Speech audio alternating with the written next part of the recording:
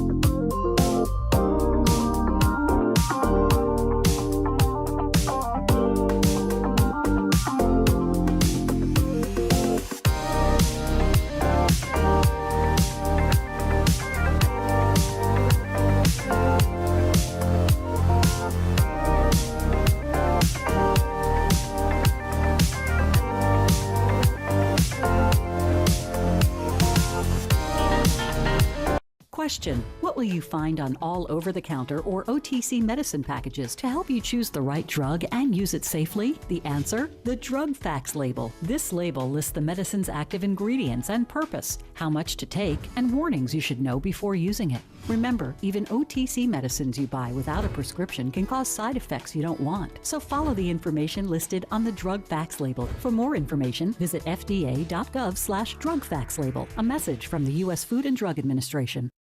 What would happen if I had to pick up the phone, call 911 for one of my family members or one of my neighbors? What would I do if no one was on the other end to respond? What if there was no 911? So you can be a part of the solution. Anybody can be a firefighter. Male, female, younger, older. We have school teachers. We have leaders in business. Is me, you, anyone that wants to be. There is no typical firefighter.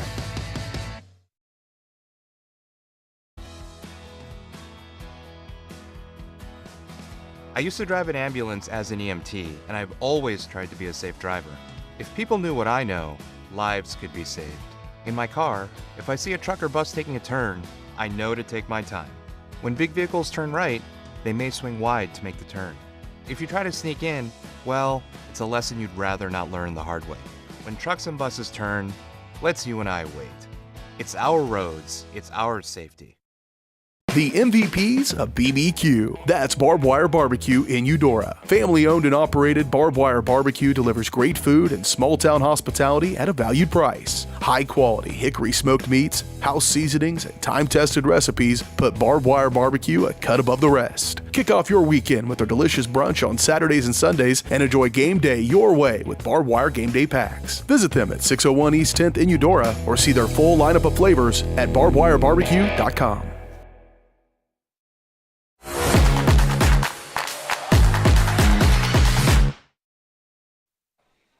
All right, hello everybody and welcome in here to Eudora District Stadium, and it's the last time this regular season that we will be coming to you live from Eudora District Stadium, as it is somehow already week 7 here this season, and we are almost all the way through the regular season part of the year. It is another game of the week matchup, third time here for the Cardinals, second time in 3 weeks as well.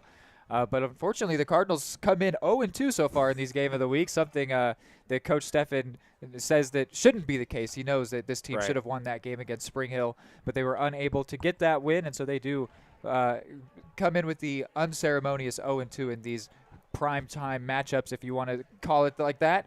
But this time it is a matchup between 2 3-3 teams, a really close matchup, it would seem.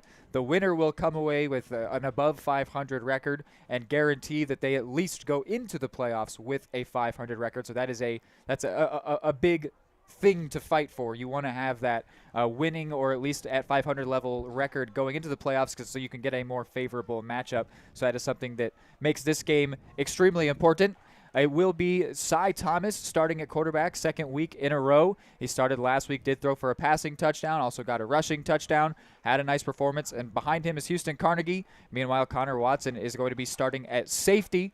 And there are some other pieces of team news across the way for the Cardinals here on senior night as the team is about to enter the field. Hayden, you want to offer some quick thoughts before we go to a break here? Yeah, I think as you mentioned, tonight's a big deal for playoff seeding, obviously guaranteeing that you have a 500 record going in. But also for Tonganoxie, this would be huge to be able to come into Eudora in what would be, I assume, their last road game of the year and come in here and get a win. And it'd be huge for Eudora to close out their home season, at least in the regular season, with a win. It'd be huge. Yeah, so we might stick around at least as the Cardinals enter the field here. We'll let you watch your Cards run out here at the Cardinals' nest for the final time before we go to one last break here on the pregame show before kickoff.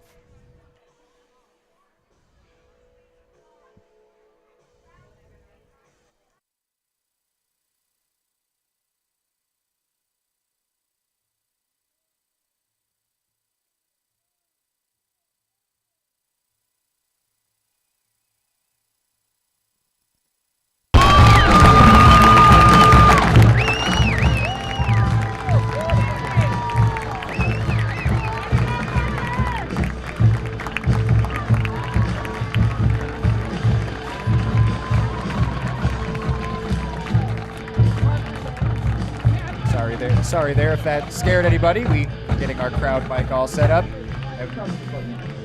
We will go to a break here in just a second, but first we get to do the live read here as we are on the Cobb Valley State Bank pregame show. They're not just your bank, they're your neighbors. Cobb Valley State Bank is proud to serve the Eudora community and proud to support Cardinal athletics. For more information, visit their website at kawvalleystatebank.com.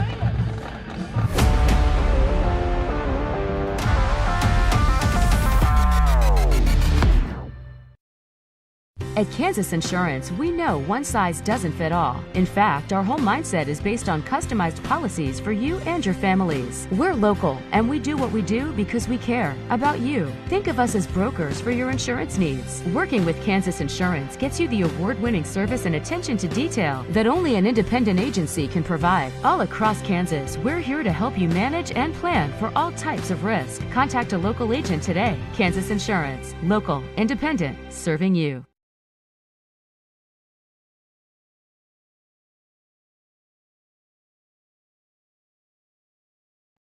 High-quality foods, friendly service, great prices, and a connection to the community that is unsurpassed. That's Jean's Heartland Foods in Eudora. Family-owned, Jean's Heartland Foods offers a convenient one-stop shop, delivering the everyday essentials you need to specialty items from around the world. Jean's friendly staff is here to help you find exactly what you're looking for. You have options when it comes to feeding your family. Choose to support local.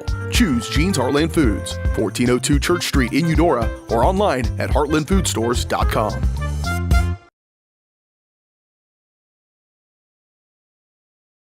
Hey, I'm Mike Rowe, here today to encourage you to connect with 811 before you dig. And I'm Micro, and I'm here because I love to dig in the dirt. It's true. He's also here because he's very small and not that bright.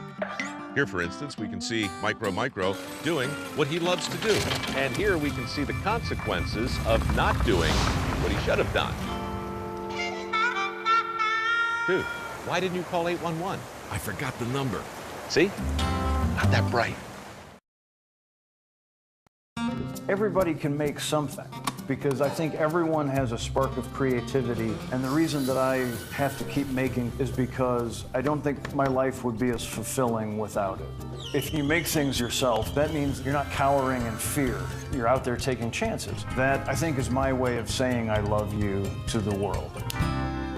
All right, now I want to hear why you make. Share your own Why I Make story today. Visit whyimake.org. Eudora Parks and Recreation is committed to creating community through parks, people, and programs.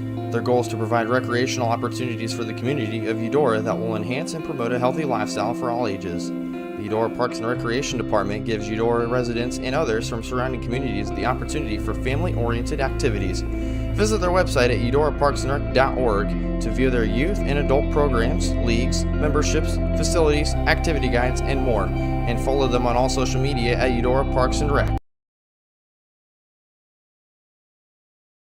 The MVPs of BBQ. That's Barbed Wire Barbecue in Eudora. Family owned and operated, Barbed Wire Barbecue delivers great food and small town hospitality at a valued price. High quality hickory smoked meats, house seasonings, and time tested recipes put Barbed Wire Barbecue a cut above the rest. Kick off your weekend with their delicious brunch on Saturdays and Sundays and enjoy game day your way with Barbed Wire Game Day Packs. Visit them at 601 East 10th in Eudora or see their full lineup of flavors at barbedwirebarbecue.com.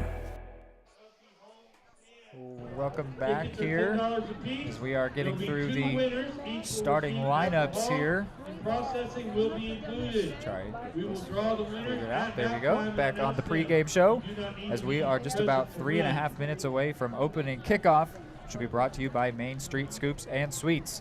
Main Street Scoops and Sweets offers premium Wisconsin-made ice cream from an in-house bakery with a variety of delicious baked goods. It's always ice cream time at Main Street Scoops and Sweets, and it is nearly football time here as they have got the coin toss going on at midfield. You can see Errol Seaman out there among a couple other seniors, Christian Jarrett, Kevin Hendrickson out there here on senior night, joined by Lyric Langley, the sophomore, as they figure out who's going to start with the ball here. The first time these two teams played was in 1921. It was won by the Cardinals 19-0. But all time, the series record, the series lead goes to Tonganoxie at 11-7. Tonight will be the 19th meeting between these teams. Tongi have won 7 of the last 8. But interestingly, when the Cardinals last won in 2022, it was here at Eudora District Stadium, and it was a huge win. It was 45-7, which is a tie for the worst loss in the Preston Troyer era, which he's been Tongi's head coach for the last 3 years. Interestingly, it's tied with their loss last week. 44-6 was that loss to Basel Linwood. That was a 38-point loss. The Cardinals beat them by 38 here just a couple years ago. Sounds like a favorable stat if I'm the Cardinals coming in here. Preston Troyer, this is his 12th year at Tonganoxie, but his 3rd as the head coach. The longtime offensive coordinator took over for his father, Al Troyer. And then on the other side of things, so Connor Watson will be starting at safety. George Hagan returns tonight. Coach made that sound like that's a bit of a tentative thing. He's going to try it out, see what he's capable of here tonight. He was listed as a defensive starter. Cy Thomas, we mentioned, starting at quarterback again. Interestingly, here on senior night, no Braden Van Dong. Number 4 is here on the sideline, but he is not dressed in pads. He will not be playing tonight, which is too bad. Would have been exciting to see how his day would have gone here on senior night. I would have imagined Coach would have loved getting him the rock, but he will not be playing tonight. And there is still no Leland Bradshaw as well, which has been a big loss for the Cards. He was setting the tone both on the offensive line and defensive line, and the best part of these Cardinals teams early was in the trenches. And that is, they've been sorely missing Leland Bradshaw, and will continue on without him here today. And it looks like, who do we got starting with the ball here, Hayden, do you know? Looks like Tonganoxie is kicking off. Looks like Eudora will start with the ball. That'll mean ball will go to the Chieftains at halftime. Eudora District Stadium, the Cardinals' nest, the deck of cards, if you will. They say home is where the heart is. These Cards are home one last time. And in the game of football, you got to know when to hold them, know when to fold them, know when to walk away, and know when to run the rock. And they've got another saying, the house always wins. Welcome in here to Eudora Sports Live. It is game of the week, as this kickoff is going to go a little bit short, fielded on that far side. Going to the side, it's Newt Schreiner, and he gets about 10 on that return. He had another pooch kick go to him earlier this season that he took for 40 yards. This one, though, goes for 10, and it'll put the Cardinals around the 30 to start their first drive here today, so Cy Thomas will stride out there leading his offense. Yeah, Reed, and I'm very excited to see what kind of approach we see from Coach Steffen in these Cards early on. Last week against Basel Linwood, we saw a lot of ground given up through the air and on the ground for the Chieftains. I expect Coach Steffen to attack it early. Coach Steffen said that with this defense, he expects that they will have to end up passing the ball today. And they're not in that flex bone here to start. It will be a give, though, to the back. Grayson Moody, of course, gets just a couple on that one. Yeah, and I was going back and watching a little bit of that footage from the Basel Linwood game for the Chieftains last week, and one thing I noticed is they were in the shotgun with multiple running backs a lot, and they tried over and over to run the ball. Eudora taking a similar approach here. Yeah, they went down early. I was talking with Dylan Funk, voice of Tonganoxie, and speaking of going early, jump there from the defensive line. That'll hopefully be yards for the Cards, unless they were the ones that moved first. No, we get a dead ball foul encroachment, so the Cardinals will get an extra 5. It'll become 2nd and 2, but they went down early, and so then they were forced to try and pass the ball more, which hasn't been their strong suit, and so it just got out of hand quick. That game ended, we said, 44-6, so it was not a good day for a team that is very capable, but Basel Linwood is a really special team as well. So now it's going to be 2nd and 2 here. They will go into the flex bone. Moody is the main back.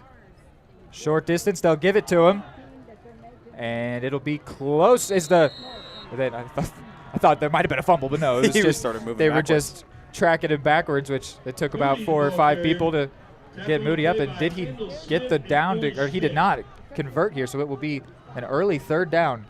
They did give him forward progress on it, so he did get the yards before he started moving backwards, but it's going to be 3rd down and short.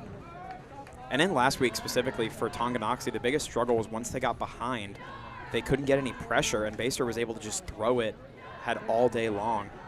So Tonganoxie here with the chance to force an early 3 and out. Short distance, though, for the Cards. Definitely something they can pick up. Keeping it here is Cy Thomas going left. He's got the first. Still going. Cy Thomas down out around the 48, 49-yard line. So it is going to be a first down on third down for the Cards, and they will keep this drive moving. What a way to open up the game as well. Coach Steffen showing that aggression a little bit early on. Hear the crowd voicing their approval, but on those third down and shorts, you expect to see up the middle, right? That's typically what you see coaches aim for, and Coach Steffen certainly exhibiting a little bit of aggression there, keeping this Chieftain defense on their toes early.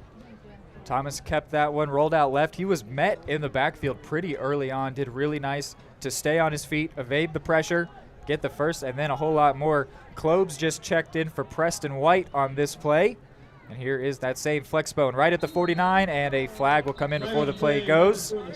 Unfortunately, we're pretty familiar with that site. You know what that probably means.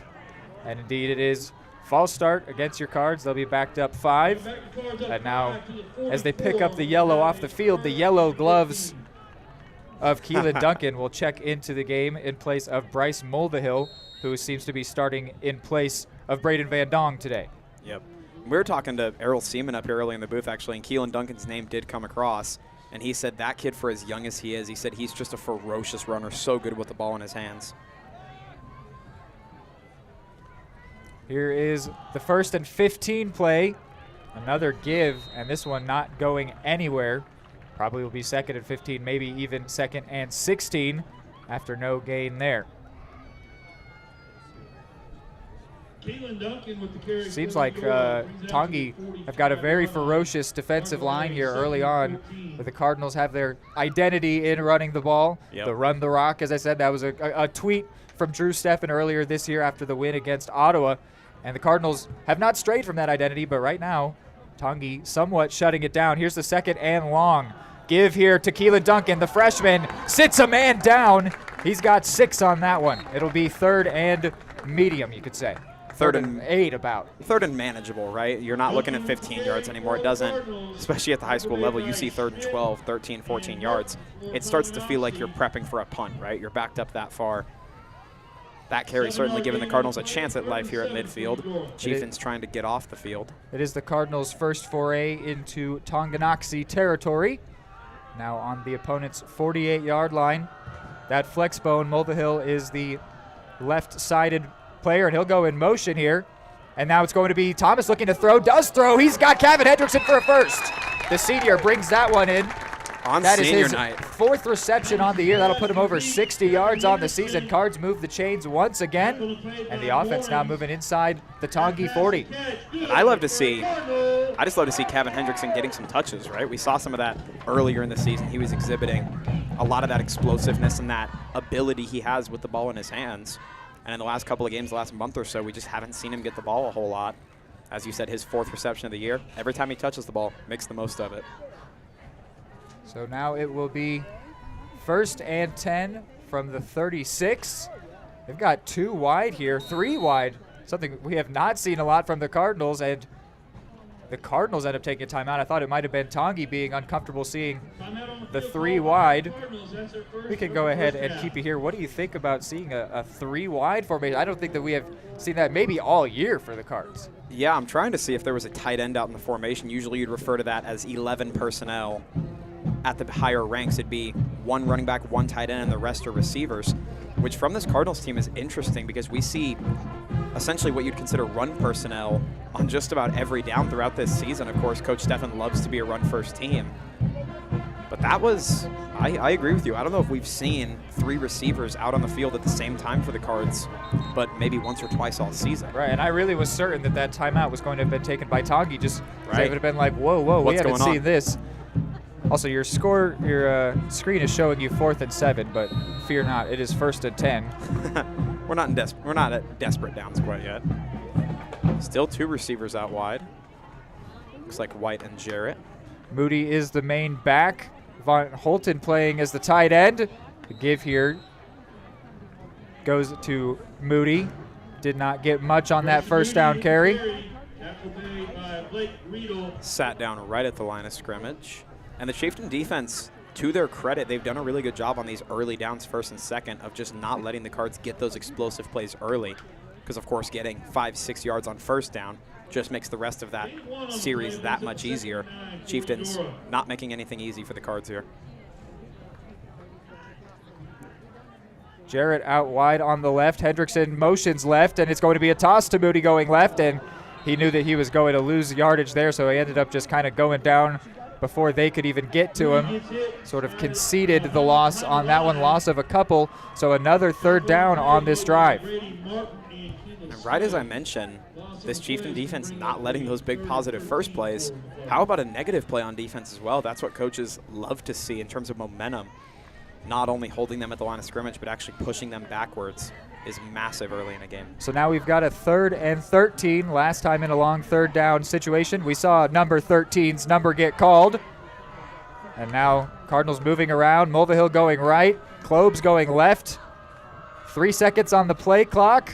Get the snap off. Sy looking right. Throws right towards Jarrett. Jarrett couldn't bring it in. No flags on the play, so it is going to be 4th and 13. And the Cardinals in Tongi territory will still opt to punt here. So a decent first drive, you would say. They went from their own 30 to the opponent's 39. They will end up punting. This is a good spot to punt from, even though you'd like to see the offense get to keep going. This means the defense will hopefully be stuck, or the opponent will hopefully be stuck pretty far back, potentially in that trademarked dread zone. Nate Steinlage, the senior here on senior night, gets a high punt off.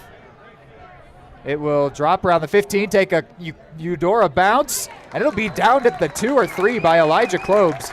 So Tongi will be starting at a tough spot here for their first drive when we are back.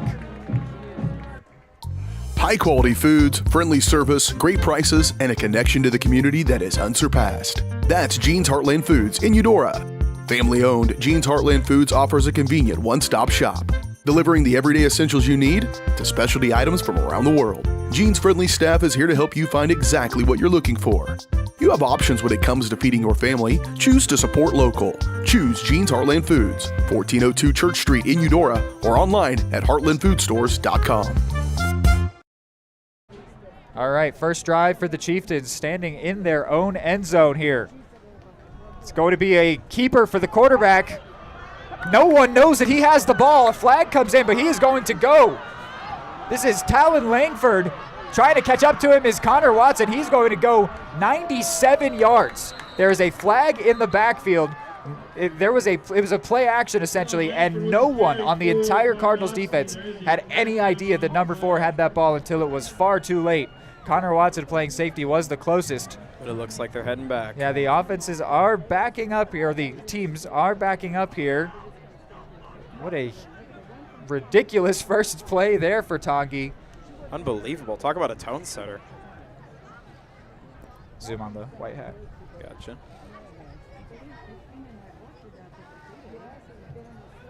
White hat still trying to get clarification here, but Coach Stefan right there. The team seemed to have understood that it was a call against Tongi. Referee nearly.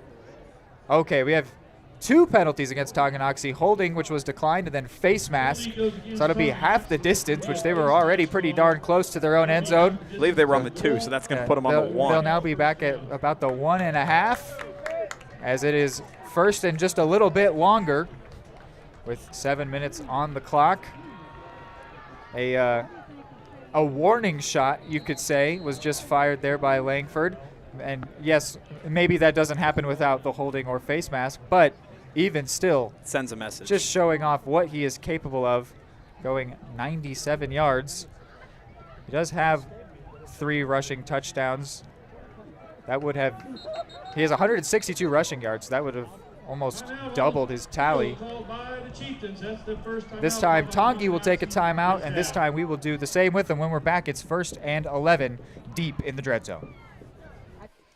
Just like the Cardinals are striving for success, Kaw Valley State Bank's mission is your success. At Kaw Valley State Bank, they provide the best, most efficient, courteous, and professional banking services possible. And at Kaw Valley, they recognize that the customer and their satisfaction is the most important ingredient to growing their community. With all the services you've come to expect from the hometown partner you deserve, Kaw Valley State Bank, online at kvsb.com, a proud supporter of Eudora Schools.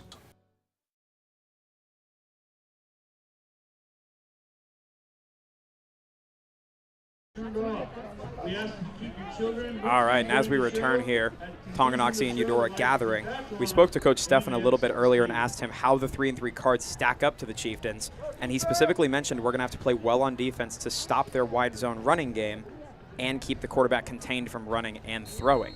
And you certainly saw a little bit of that run potential from Langford right there.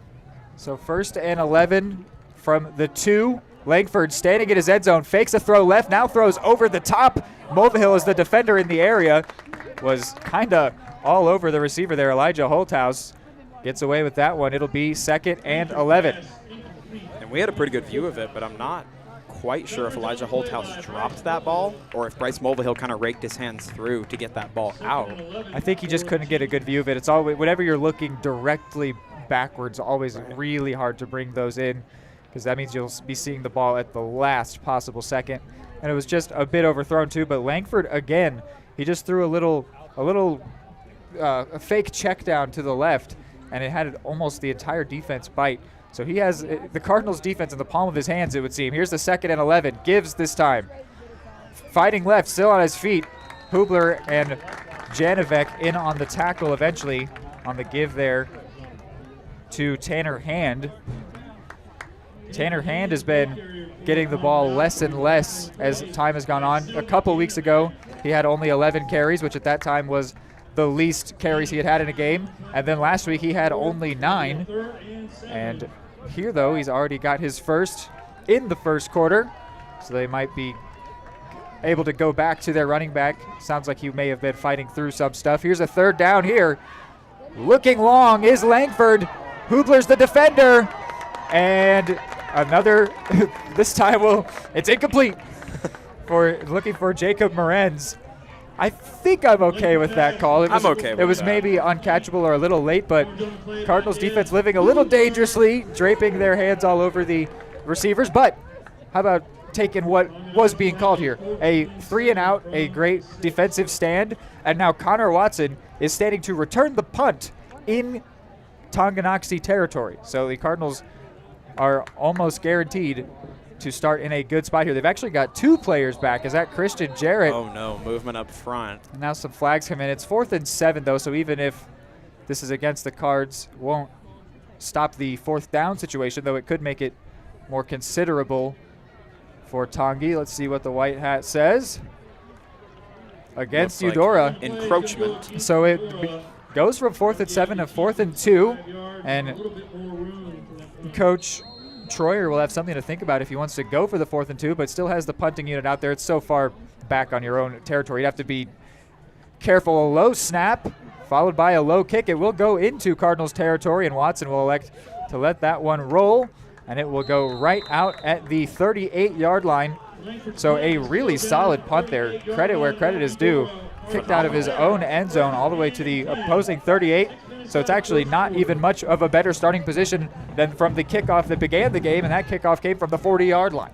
And I believe that was Talon Langford who had the run at quarterback earlier as well, who actually had that punt. And a line drive, good one for the situation. So the Cardinals with another offensive drive here.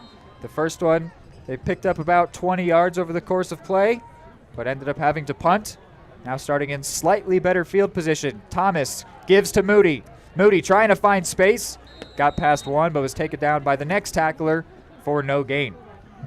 Moody really not able to get free so far here, which is uncharacteristic of the sophomore running back, which what a credit to him that is. They were talking about how good this sophomore running back is, this emergency starter.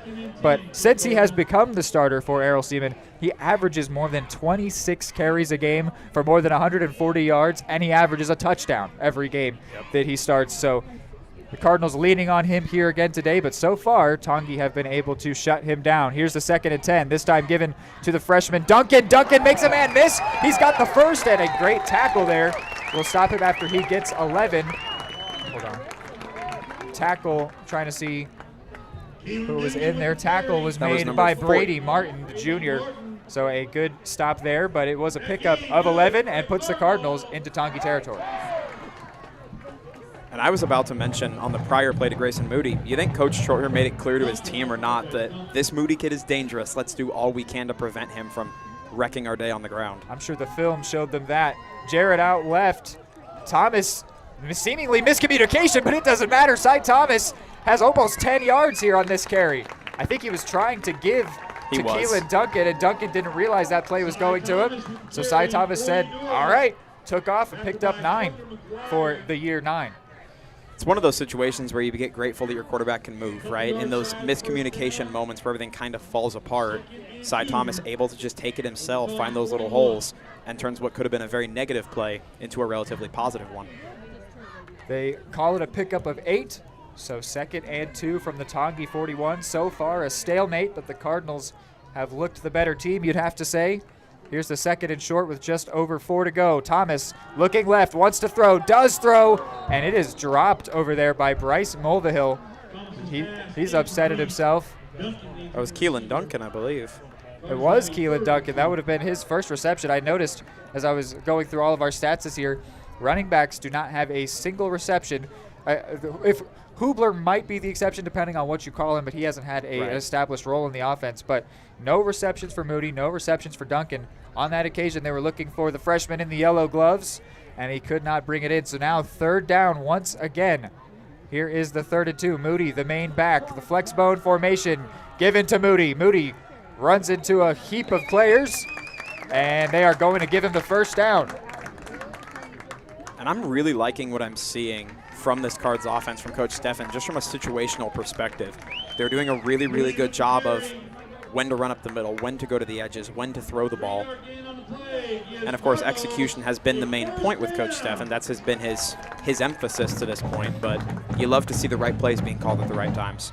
It's interesting to see, this is the first game, I think, all year where the Cardinals have varied the formation even a little bit, and they're doing a lot. Sometimes having more receivers out wide, or sometimes even completely abandoning the flex bone, which here you'll see about half of a flex bone. Don't know what we would call this one, but it's definitely not the standard formation and not a standard handoff there to Moody, as a little bit more miscommunication or even maybe just poor body placement results in a delay there on that handoff. So another maybe negative play for the sophomore Moody here so far, which really was only a problem for him against Lewisburg. Otherwise, he has been all positive, all pickups. We've been saying it's about 6 or 7 guarantee. I don't know if he's had a big carry so far just yet. It's mainly been Keelan Duncan or Cy Thomas with those big gainers. So now 2nd and 13, under 3 to go.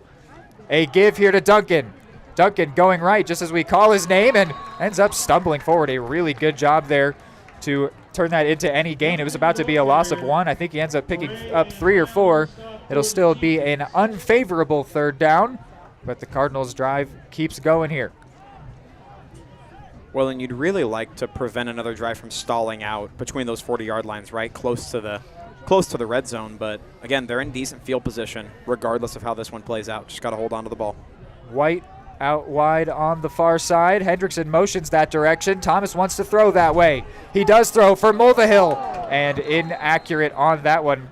Also on the back end of the play, Cy Thomas was driven into the ground, comes up a little bit shaken after that one. So 4th and 10, that stops the clock.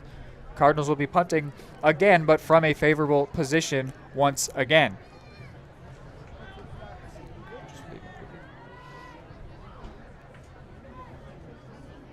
The senior Steinlage will get another punt off. His last one was probably a little bit shorter than he wanted, but I think he knew exactly what he was doing. He hit it high, it came down, took a Cardinals bounce, and then Elijah Klobes was right there to down it, and a flag before the play starts.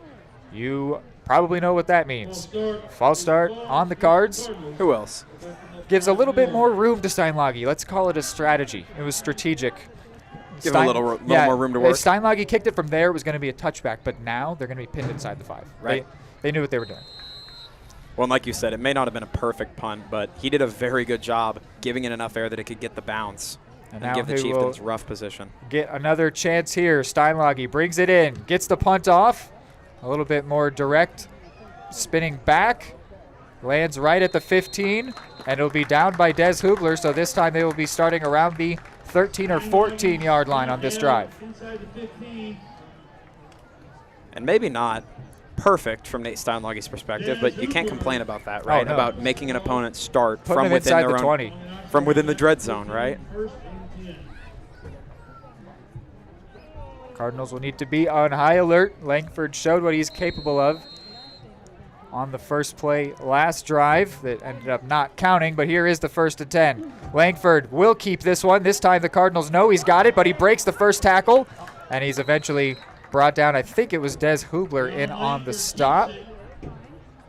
And again though, for a moment, not a single Cardinal. They credit Colton Bowser with the stop. It seemed like almost nobody knew that he had the ball. I think it might have been Janovec or Crable that got in for a second and slowed him down.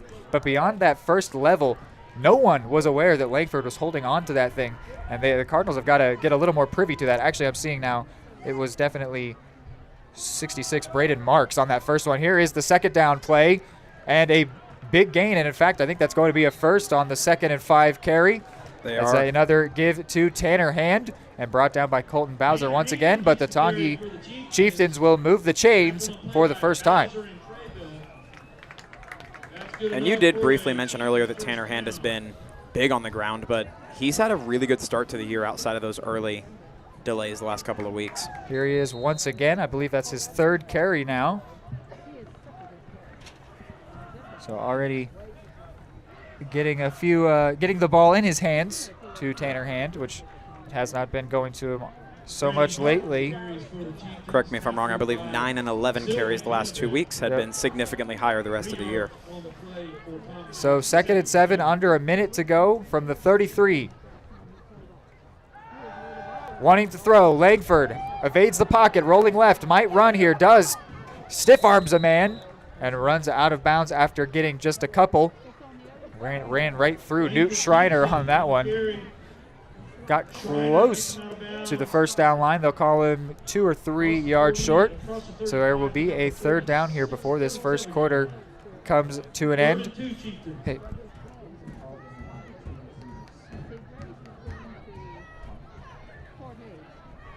can see on this near side, Tongi like is running this bunch, which has Des Hubler in all kinds of trouble. And here's a handoff here.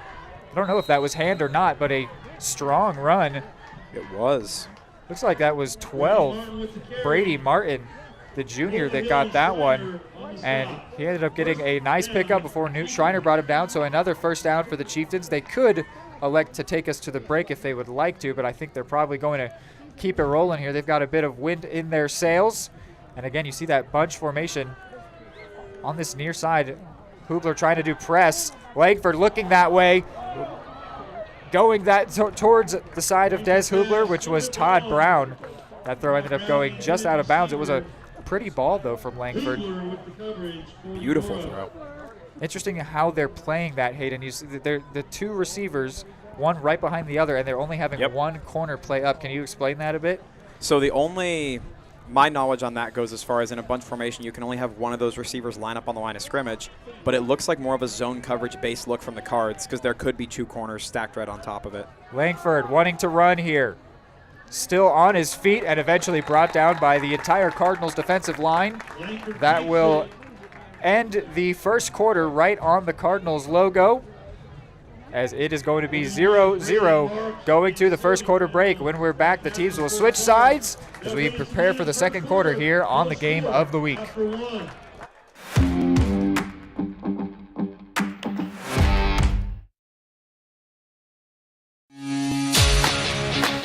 At Kansas Insurance, we know one size doesn't fit all. In fact, our whole mindset is based on customized policies for you and your families. We're local, and we do what we do because we care about you. Think of us as brokers for your insurance needs. Working with Kansas Insurance gets you the award-winning service and attention to detail that only an independent agency can provide. All across Kansas, we're here to help you manage and plan for all types of risk. Contact a local agent today. Kansas Insurance. Local, independent, serving you. The MVPs of BBQ. That's Barbed Wire Barbecue in Eudora. Family owned and operated, Barbed Wire Barbecue delivers great food and small town hospitality at a valued price. High quality hickory smoked meats, house seasonings, and time tested recipes put Barbed Wire Barbecue a cut above the rest. Kick off your weekend with our delicious brunch on Saturdays and Sundays and enjoy game day your way with Barbed Wire Game Day Packs. Visit them at 601 East 10th in Eudora or see their full lineup of flavors at barbedwirebarbecue.com. Second quarter action and third down here right at the Cardinal 49 as Tongi try to continue this drive that started back around their own 14. Here is the snap to Langford, wants to throw, does throw left, he's got a man, still up at the 30, going to the 20. Watson will end up bringing him down inside the 20. Tongi will be the first team to get inside the red zone here today as the first play of the second quarter is a gain of about 30 yards, maybe 40. That was absolutely huge as far as starting off a quarter well. It's almost like starting off a drive, right? You want to try to get as much positive yardage as you can. It was Jacob Morenz on that one. And here's another throw to the left side, going against Hubler. And Hubler ends up making the pass deflection. So it'll be second down. They are testing the Cardinals through the air here early in the second quarter and early in this game. They seem to be finding something there. They're seeing something. So far, the Cards D have been equal to it. But I think there are some signs that Coach Troyer wants to attack the Cardinals through the air. Well, I was about to mention, not only attacking downfield, attacking Des Hubler, and he's held the challenge to this point today. Here is the 2nd and 10 from the 18. And a strong tackle ends up being made there by Marks. So it'll be third down. Tripped up by Braden Marks. And I would almost say this is the biggest third down of the day to this point. Of course, scoreless through one quarter, but if you're the Eudora Cardinals, you're Coach Steffen, you do not want to let up the first points of the game after starting off pretty hot early on. 3rd and 7, 4 wide here. Tongi brazenly throwing that they want to throw, and they do throw for the left corner of the end zone, and it will fall incomplete. More strong coverage by Des Hubler. So 4th down, what will the Chieftains do now? Will they take the lead, or attempt to take the lead, that is, by way of a kick? It would only be, 32 yards? Yep. Or will they instead look to go for it? Looks like the offense is staying out. They are indeed. They've got 3 wide here. They didn't even make any substitutions. I'd be looking for Des Hubler here. 4th and 7. Langford wants to throw to the left side again. His receiver was on the ground. Did he catch it? He did. He brought it in. His receiver, who fell to the floor, was still able to catch that one. That's Todd Brown. Unbelievable. The senior receiver bringing in his 34th reception of the year. And that will put the Chieftains first and goal. And it'll be a give to Hand. Hand goes left, and Hand has the first score here today. Cardinals will be a little bit crushed by that one as they seemingly had done all of it. The receiver had even fallen to the floor, but Langford with an accurate throw to Todd Brown, extending the drive, and Hand gets the handoff, gets into the end zone. Chieftains are the first team to score here. And that's just massive from a momentum perspective. Once again, both of these teams 500, coming in and putting up the first points of the game. That can make the difference in a game like this. Freshman Cody Lobb out there to make it a 7-point lead. Meanwhile, Christian Jarrett was trying to inch forward and get a block in, and he will get flagged. It's going to be encroachment half the distance, and that'll give Tongi the opportunity to go for 2 from the 1-yard line if they want, but they will decline that opportunity. Maybe they might have even picked up the flag because it's still from the 2 here. Or they declined it on the fly. Down for Lob, And the kick is up and good, so it is a 7-point lead for the Chieftains. We'll be right back. The MVPs of BBQ. That's Barbed Wire Barbecue in Eudora. Family owned and operated, Barbed Wire Barbecue delivers great food and small town hospitality at a valued price. High quality hickory smoked meats, house seasonings, and time tested recipes put Barbed Wire Barbecue a cut above the rest. Kick off your weekend with our delicious brunch on Saturdays and Sundays and enjoy game day your way with Barbed Wire Game Day Packs. Visit them at 601 East 10th in Eudora or see their full lineup of flavors at barbedwirebarbecue.com.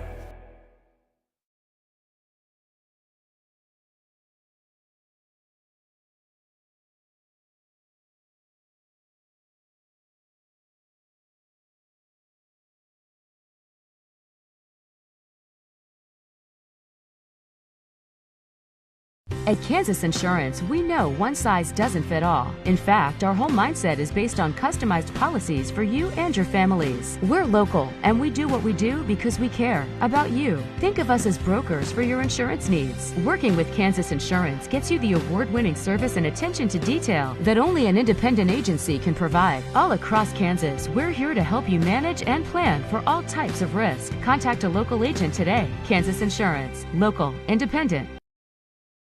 Hubler back deep for the Cards, but this kick will go shorter instead to Bryce Mulvihill, who will be brought down around the 28.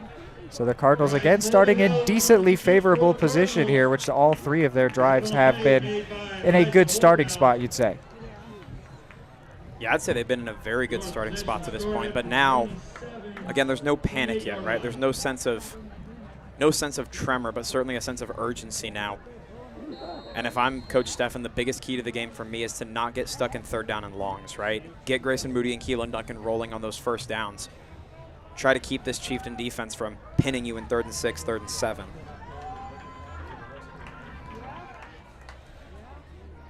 Here is the 1st and 10 for the Cards. Kept here by Cy Thomas! Cy Thomas past the D! One man still trying to take him down! Going left, and he will be brought down at the 10, but a huge play for Cy Thomas. Unbelievable, and if that was something the Cards needed, I don't know if there had been a point in this game yet where the Cards needed an explosive play as bad as they needed one right there. Cy Thomas got past the D, and he was nearly gone. Ended up getting tracked down, can't tell who. It was his opposing number 6, Kendall Smith, the senior. But how about that from the freshman quarterback here on senior night. In his 2nd week starting, nonetheless. And here is the next first down given to Moody. And Moody doesn't get much on that one, maybe 2 or 3. Well, how long was that run there, Hayden? I'm trying to do the math here. Well, we started from 23. The 23-yard line to the opposing 10 or 11, I believe. No, it started at the 27, so it was 23 to midfield. It was a huge play. That was huge. Easily 75 yards. Here is the 2nd and 8. It'll be given here, and I'm not sure who has the ball. That was Grayson Moody, I think, fighting for those extra yards. Did a good job on the 2nd effort. I think he might have gotten about 4.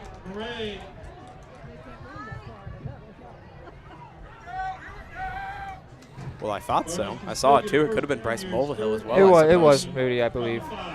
They're going to rule it a 5-yard gain, so So it'll be now 3rd and 3 from only the 5-yard line.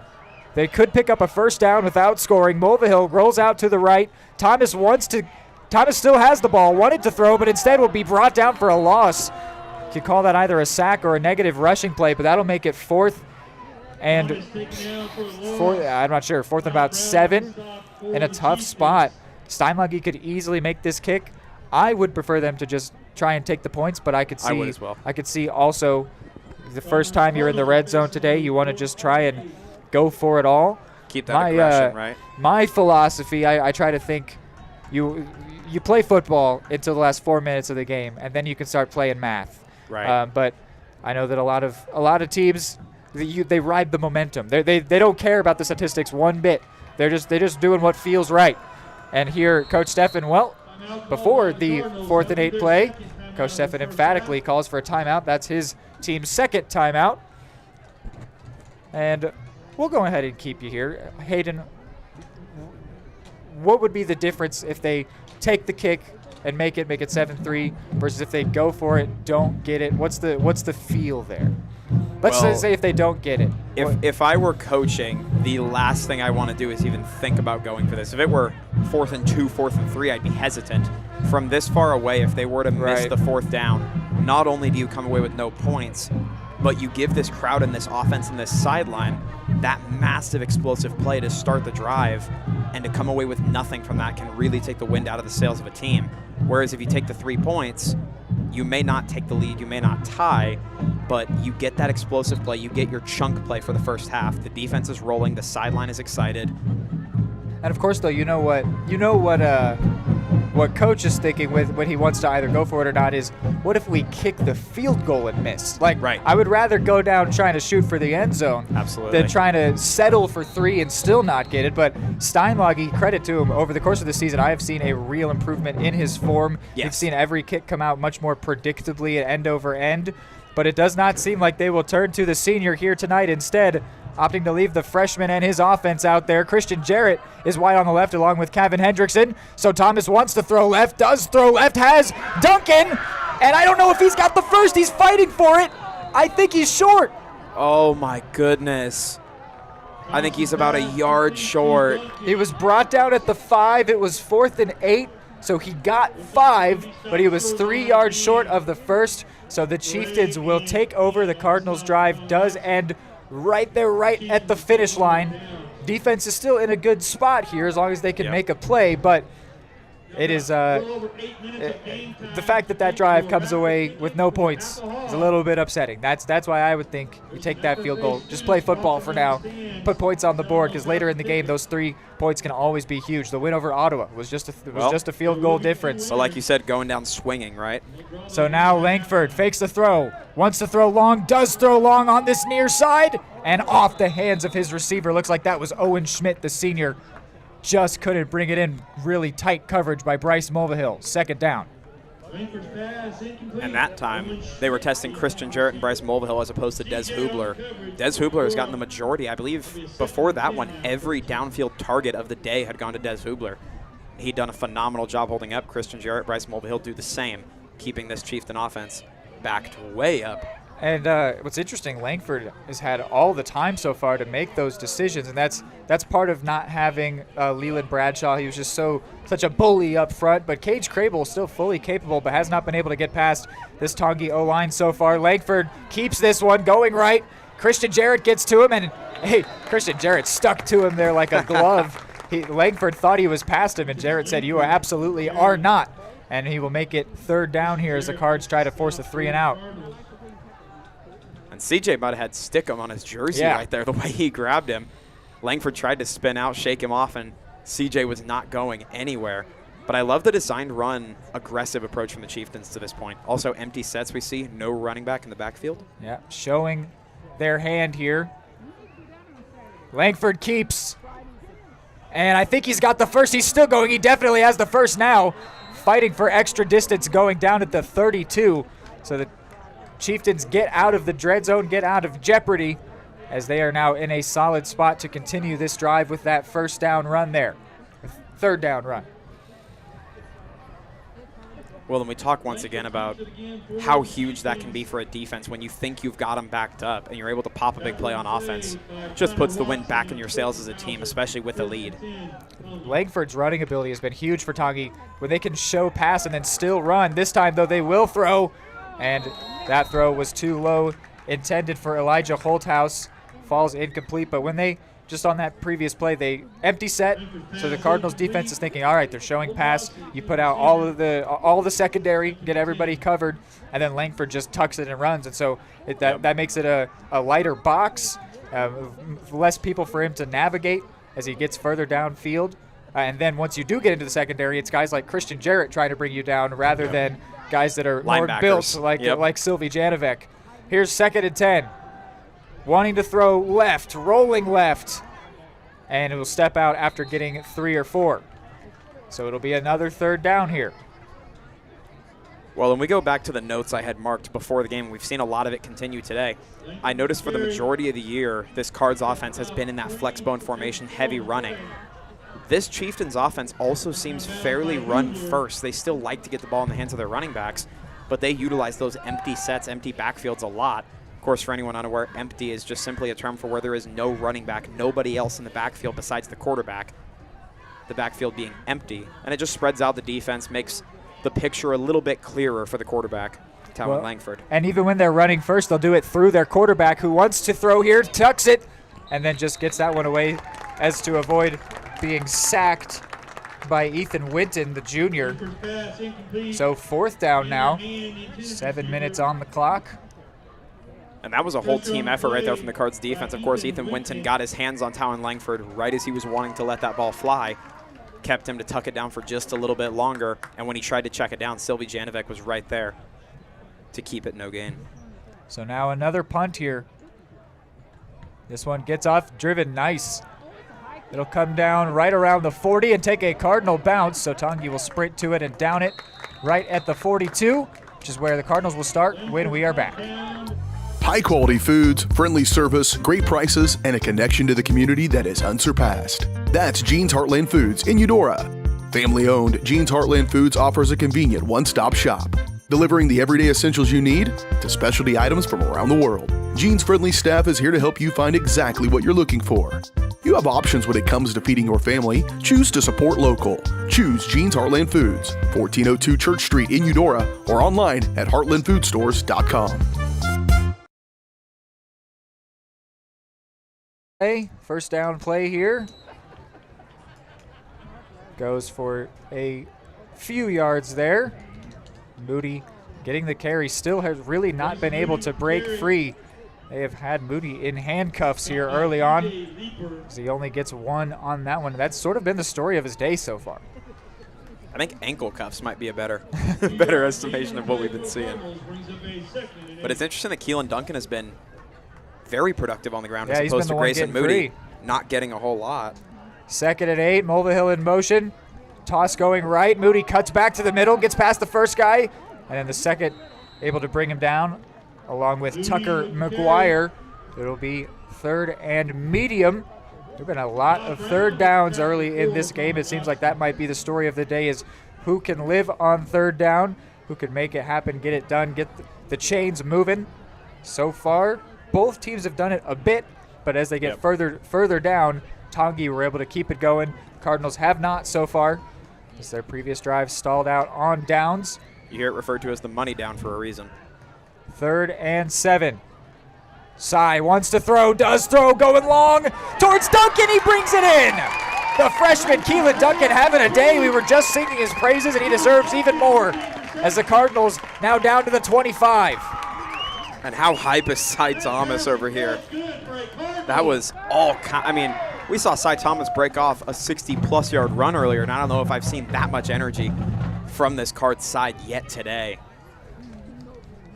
Absolutely phenomenal from start to finish. Great execution, great blocking, a great ball from Cy Thomas, and a better catch from Keelan Duncan. A 30-yard gain. Mulvihill moves to the right, and then it's given up the middle. Moody will go down right around the 21-yard line, and then a late flag. Must have been something going on there that shouldn't have been. I expect we might see some unsportsmanlike conduct, I suppose. Dead ball foul, and it's against the Cardinals. That is unfortunate. Not sure what went on there, but whatever it was, the referees deemed it unnecessary and unsportsmanlike. So the first, I think that carry will still count because it was dead ball. So that would mean it will be 2nd down, and however much they get backed up, it might be about 20. I could be wrong, but I almost think that was the signal for unnecessary roughness, which would It was just insinuate personal foul. It was yeah, personal foul, and then he didn't give anything beyond that. So, and of course, that could be two players chirping at each other. That could be somebody getting a little physical after whatever the play. it was, the referee was sure once he saw it. Came out with confidence. So here is the 2nd and very long. You'd imagine Cy Thomas will want to throw here. He does fake the handoff to Moody, but he wants to keep it himself, and he will go down around the 34, so a pickup of only 3, meaning it will be third and very long. And a heck of a hit from Kendall Smith right there. Cy Thomas was trying to go down, took a decent little hit to the head. He's coming over towards the coaching staff. He'll go back out. Just getting his play call. That was something when I talked with Coach Steffen that there was a lot of times that they were losing time off the play clock because they just they're working with a new quarterback. They have to send in the play, then he needs to find it in his wrist playbook, and then get it conveyed to the offense, and they need to go and actually get to the line. Takes a while. And they've done all that here for this 3rd and 19. Thomas wanting to throw, does throw towards Jarrett, and off of his hands, incomplete. The senior nearly got there. Would have been his 4th receiving touchdown on the year. He comes away a little distraught that he wasn't able to reel that one in so close. A great ball from the freshie, Cy Thomas, who's having a nice day. 40 yards in the air already, 42 to be exact. Cardinals will have to punt, but again, punting from a really good spot. They just need their defense to capitalize on that. If they could even maybe force one turnover, whatever it takes. Right. They've been putting Tongi in really bad spots, but Tongi been able to get out of it pretty quickly. The Cardinals defense, we've seen them be so stout this year. They need a big play here in this game. Steinlage gets this punt off, driven really high. Coming down right at the 5, and it'll bounce just into the end zone. So close. He nearly did what they call spot punting, which is when you get it right exactly where you want into the coffin corner over there. Just barely rolled into the end zone, so a touchback. Tongi will start at the 20 this time. Man, I still can't believe that Cy Thomas put that ball in a spot where CJ almost came down with it. I mean, you had 3 Chieftain defenders right there. Those kind of throws they require not only the velocity but also that touch and precision from the quarterback. And the freshman put it really in the only spot where CJ could get it. And it's a credit to CJ, too, that he was able to track it down through triple coverage. 100%. But yes, those two seemingly right on the edge of something special. And here, something a little bit special for Tongi is on that 1st and 10 play, they will convert and move the chains immediately. So this drive already moving with some pace down the field is actually maybe just short. It is just short, so a 9-yard pickup, 2nd and 1 instead. Langford, Tongi moving quickly here, and they've got the first, slicing and dicing his hand, and he gets 6 on that carry. Seems like there is no limitation on him here today as he's already approaching that 9 carry mark that was his season low just last week. I think that Tanner Hand is going to be free here today, already with the touchdown. They have no problem handing it off to Hand. I was going to say, it's been a hands-on kind of day. Nice. Our brains went to the same spot. Here is the 1st and 10. Langford throws left. It's a screen play. Gets past the first defender and then goes down after maybe getting 6 at the 40-yard line.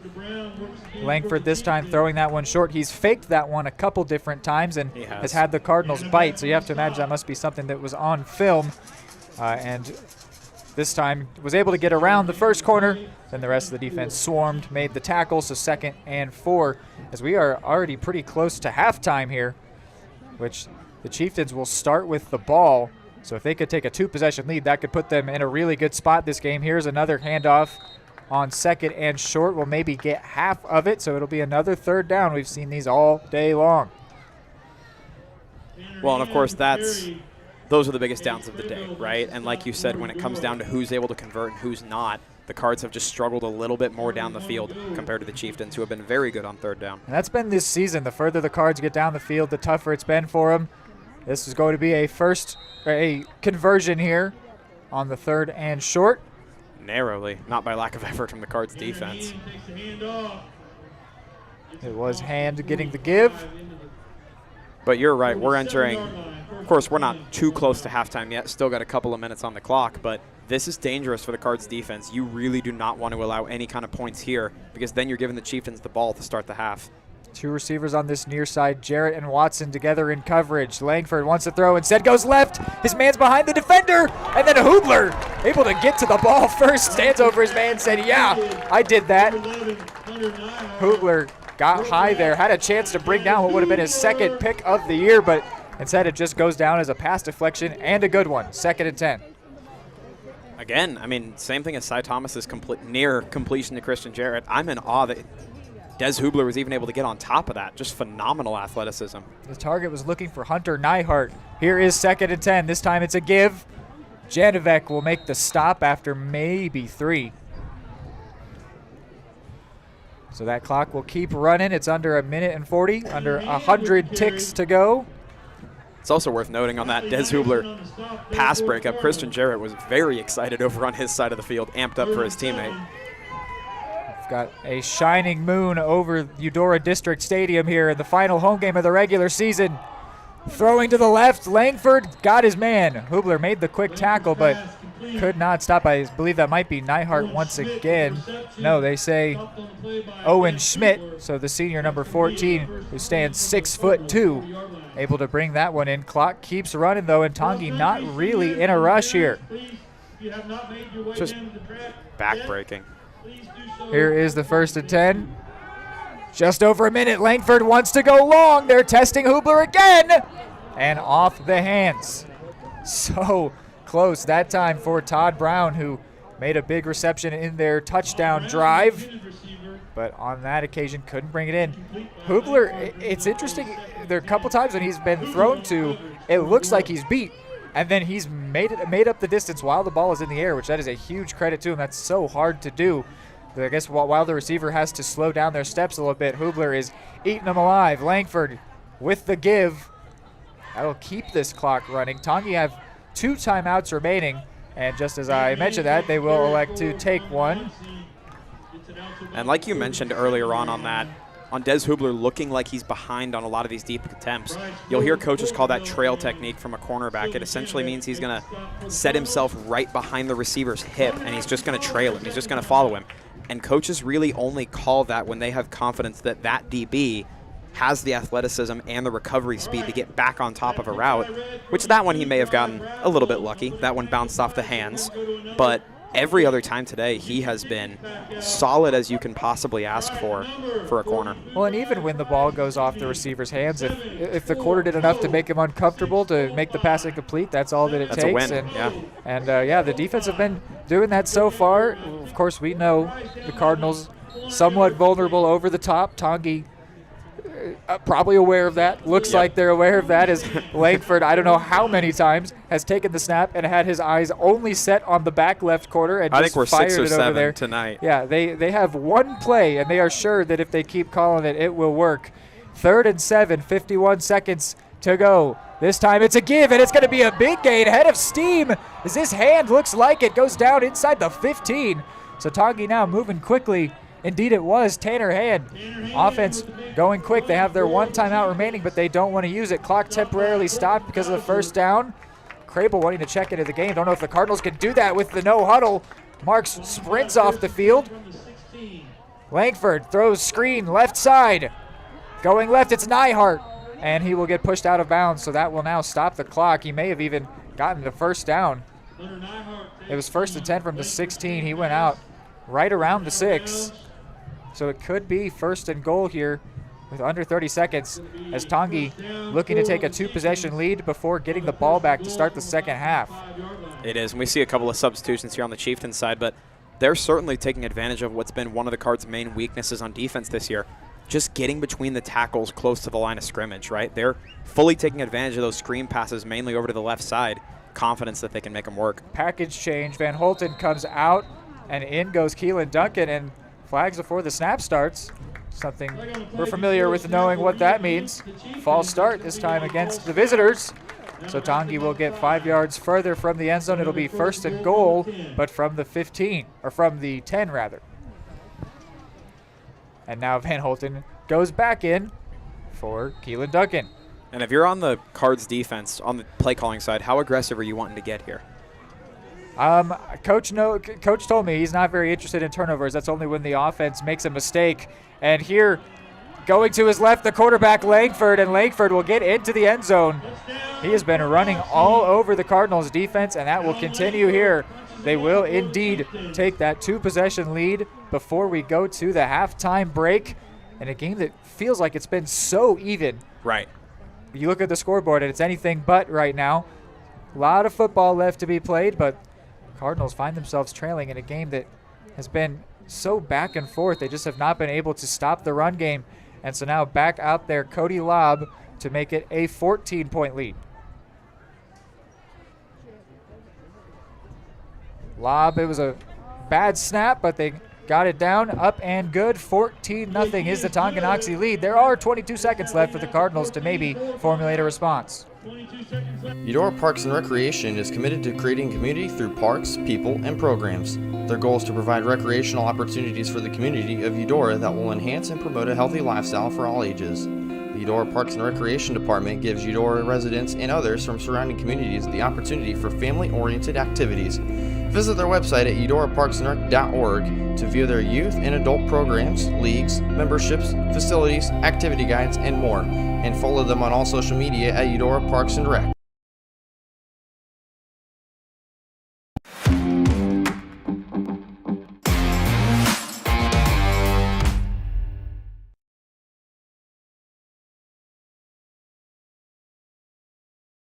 Back here as it is 7:56 here in Eudora District Stadium.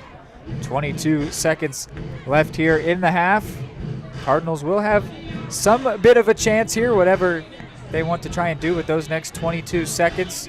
If they want to try and Hail Mary it, whatever they are thinking here. They do have one timeout remaining. A big return would help. It's Des Hubler back deep, and just Des Hubler, though we've seen the last two kicks go short.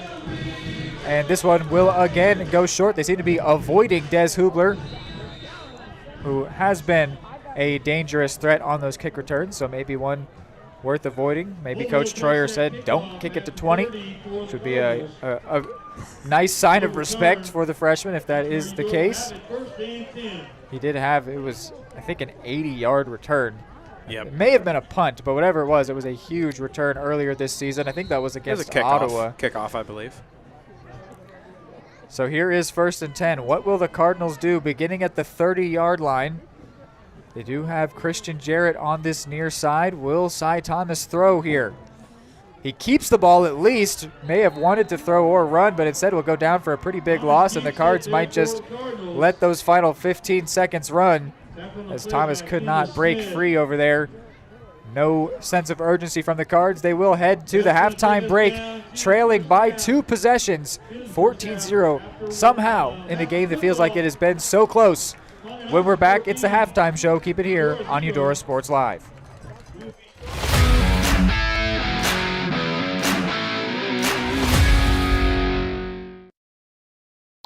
High-quality foods, friendly service, great prices, and a connection to the community that is unsurpassed. That's Jean's Heartland Foods in Eudora. Family-owned, Jean's Heartland Foods offers a convenient one-stop shop, delivering the everyday essentials you need to specialty items from around the world. Jean's friendly staff is here to help you find exactly what you're looking for. You have options when it comes to feeding your family. Choose to support local. Choose Jean's Heartland Foods, 1402 Church Street in Eudora, or online at heartlandfoodstores.com. What would happen if I had to pick up the phone, call 911 for one of my family members or one of my neighbors? What would I do if no one was on the other end to respond? What if there was no 911? So you can be a part of the solution. Anybody can be a firefighter. Male, female, younger, older. We have school teachers. We have leaders in business. Is me, you, anyone that wants to be. There is no typical firefighter. More time before you wake up in the wild. Our natural world needs us now. Step by step, side by side, together, we can find a way to ensure that all life on Earth can thrive. To learn more about how you can help protect and conserve nature, visit nature.org.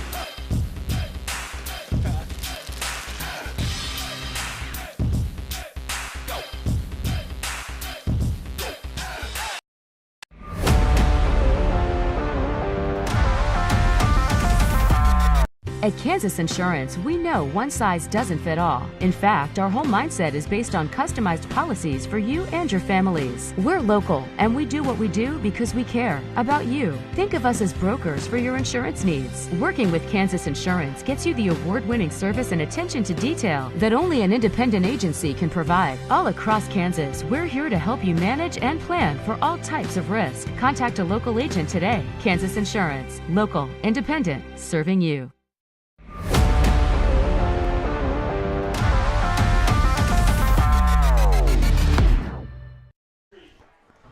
All right, Gene's Heartland Foods halftime show. Shop local and support local at Gene's Heartland Foods. Visit their website, eudora.heartlandfoods.com, to sign up for exclusive offers and rewards today. So, Hayden, we sit here 14-0, said it already. It feels like it's been a close game, yet the Cardinals see themselves trailing pretty bad, but absolutely there's a feeling they could just get right back into it because they've been so far down the field, and their defense has been set up well. There's not a lot that would have to change for them to be in a better spot right now and to get into a better spot over the second half of this game. I believe they're fully capable of doing that. You look at the stats, 42 passing yards so far for Cy Thomas. That's on a couple different completions to one 30-yarder to Keelan Duncan, which is super exciting. And Kevin Hendrickson also bringing in a reception here on senior night. And then on the other side of things, Talon Langford with a passing touchdown and a rushing touchdown. He has been strong. Was Hand? Did Hand get it? It was 2 rushing touchdowns for Tonky, isn't it? Yes. Yep. So Hand has one, and Langford has the other on the ground. But they have been knocking at the door through the air all game long, testing the Cardinals. And so far, the Cardinals have been up to the challenge, but they seem like they will not be going away from their idea of just making them prove that what they're capable of. They're going to say, really, can you really do that? And then they do it once, like, I dare you to do it again. And then so far they've been able to get away with it, and they might have even been getting away with it just a little bit in terms of getting a little bit handsy. Right. But if the referees allow it consistently, then I have no complaints whatsoever. And they have been pretty consistent so far, but it's also just consistently been Tongi putting the ball in the air. Not a lot of throwing chances for Eudora so far. Something Coach talked about is he believes that he knew that this team was going to force his team to have to throw the ball more. Right. They've shown some positive signs, but also Thomas can't get much separation. So with all this being said, there's only those slight adjustments. What do you think is the halftime talk right now from Coach Steffen? What kind of things is he tweaking, and what kind of things is he leaving alone? Well, actually, strangely enough, in a 14-0 ball game, I think the majority of his halftime speech is going to be to keep doing what we've been doing. Because from my point of view up here, it feels like the only real difference in this game, or at least the biggest difference in this game, has been the fact that past the 50-yard line, Tonganoxie is executing. They're hitting those first downs. They're making those explosive plays happen. Where for the Cards, after the 40-yard lines, those plays have essentially stopped. And especially on third downs close to the red zone, they've really struggled. But for the most part, they're still moving the ball well. The defense is still playing stout. It's, like you mentioned early on, like you indicated, this does not feel like a 14-0 ball game. This feels like a 14-14, 7-7 type of game going into the locker room. So if I'm Coach Steffen, I'm not gloomy. I'm not making it sound like we need to change everything we're doing. It's just execute a little better in those critical moments, because from our point of view, at least through the first month of the year, we didn't see a whole lot of explosive plays down the field from these Cardinals, and we've gotten 2 of them tonight. So it's been 2, maybe 3. It's been a solid showing for the Cards, but in the same trend we've had all season long, just comes down to finishing those drives with points as opposed to coming away with a what if.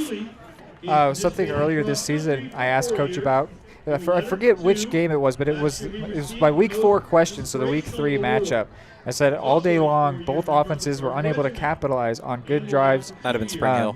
Oh, no, wait. Where was the – oh, yeah. He said as you get closer to the goal line, the defenses get more compact and it makes it tougher to run.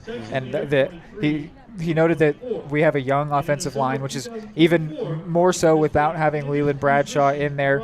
So they weren't in this particular case, they weren't able to get the push necessary to get the ball into the end zone. But he said each play is more experience for them and understanding to what it takes to get the ball into the end zone. And that's been something we've talked about all year, is actually getting the ball in the end zone.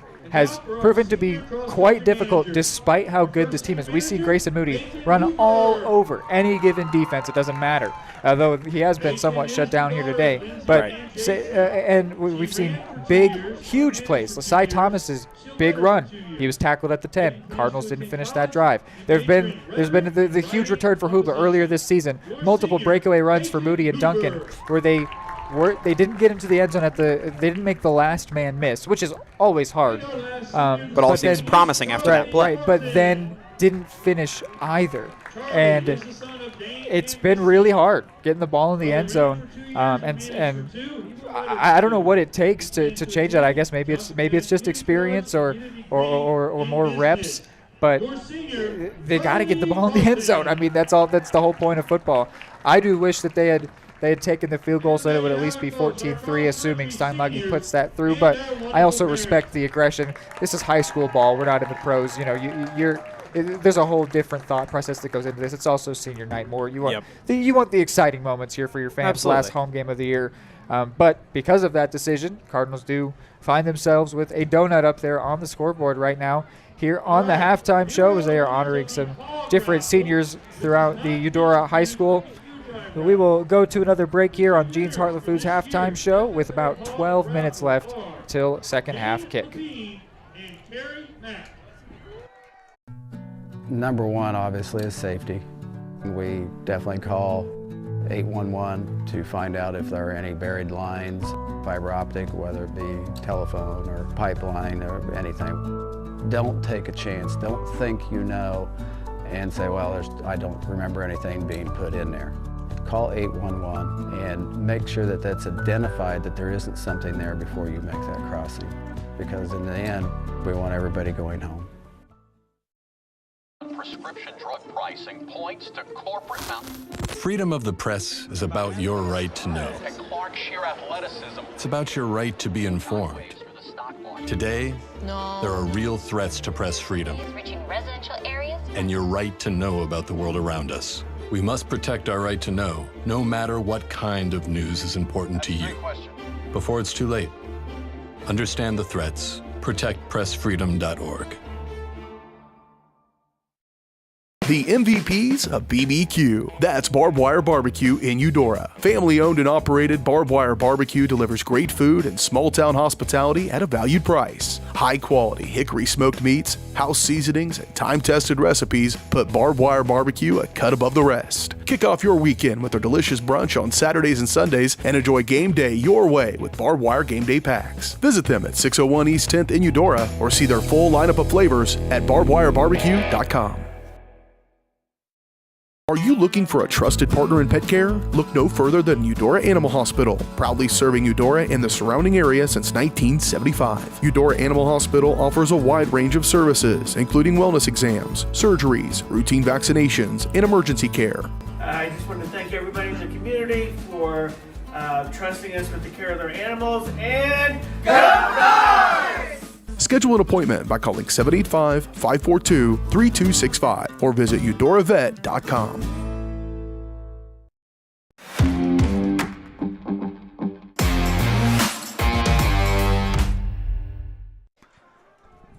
Back here with under 10 in halftime.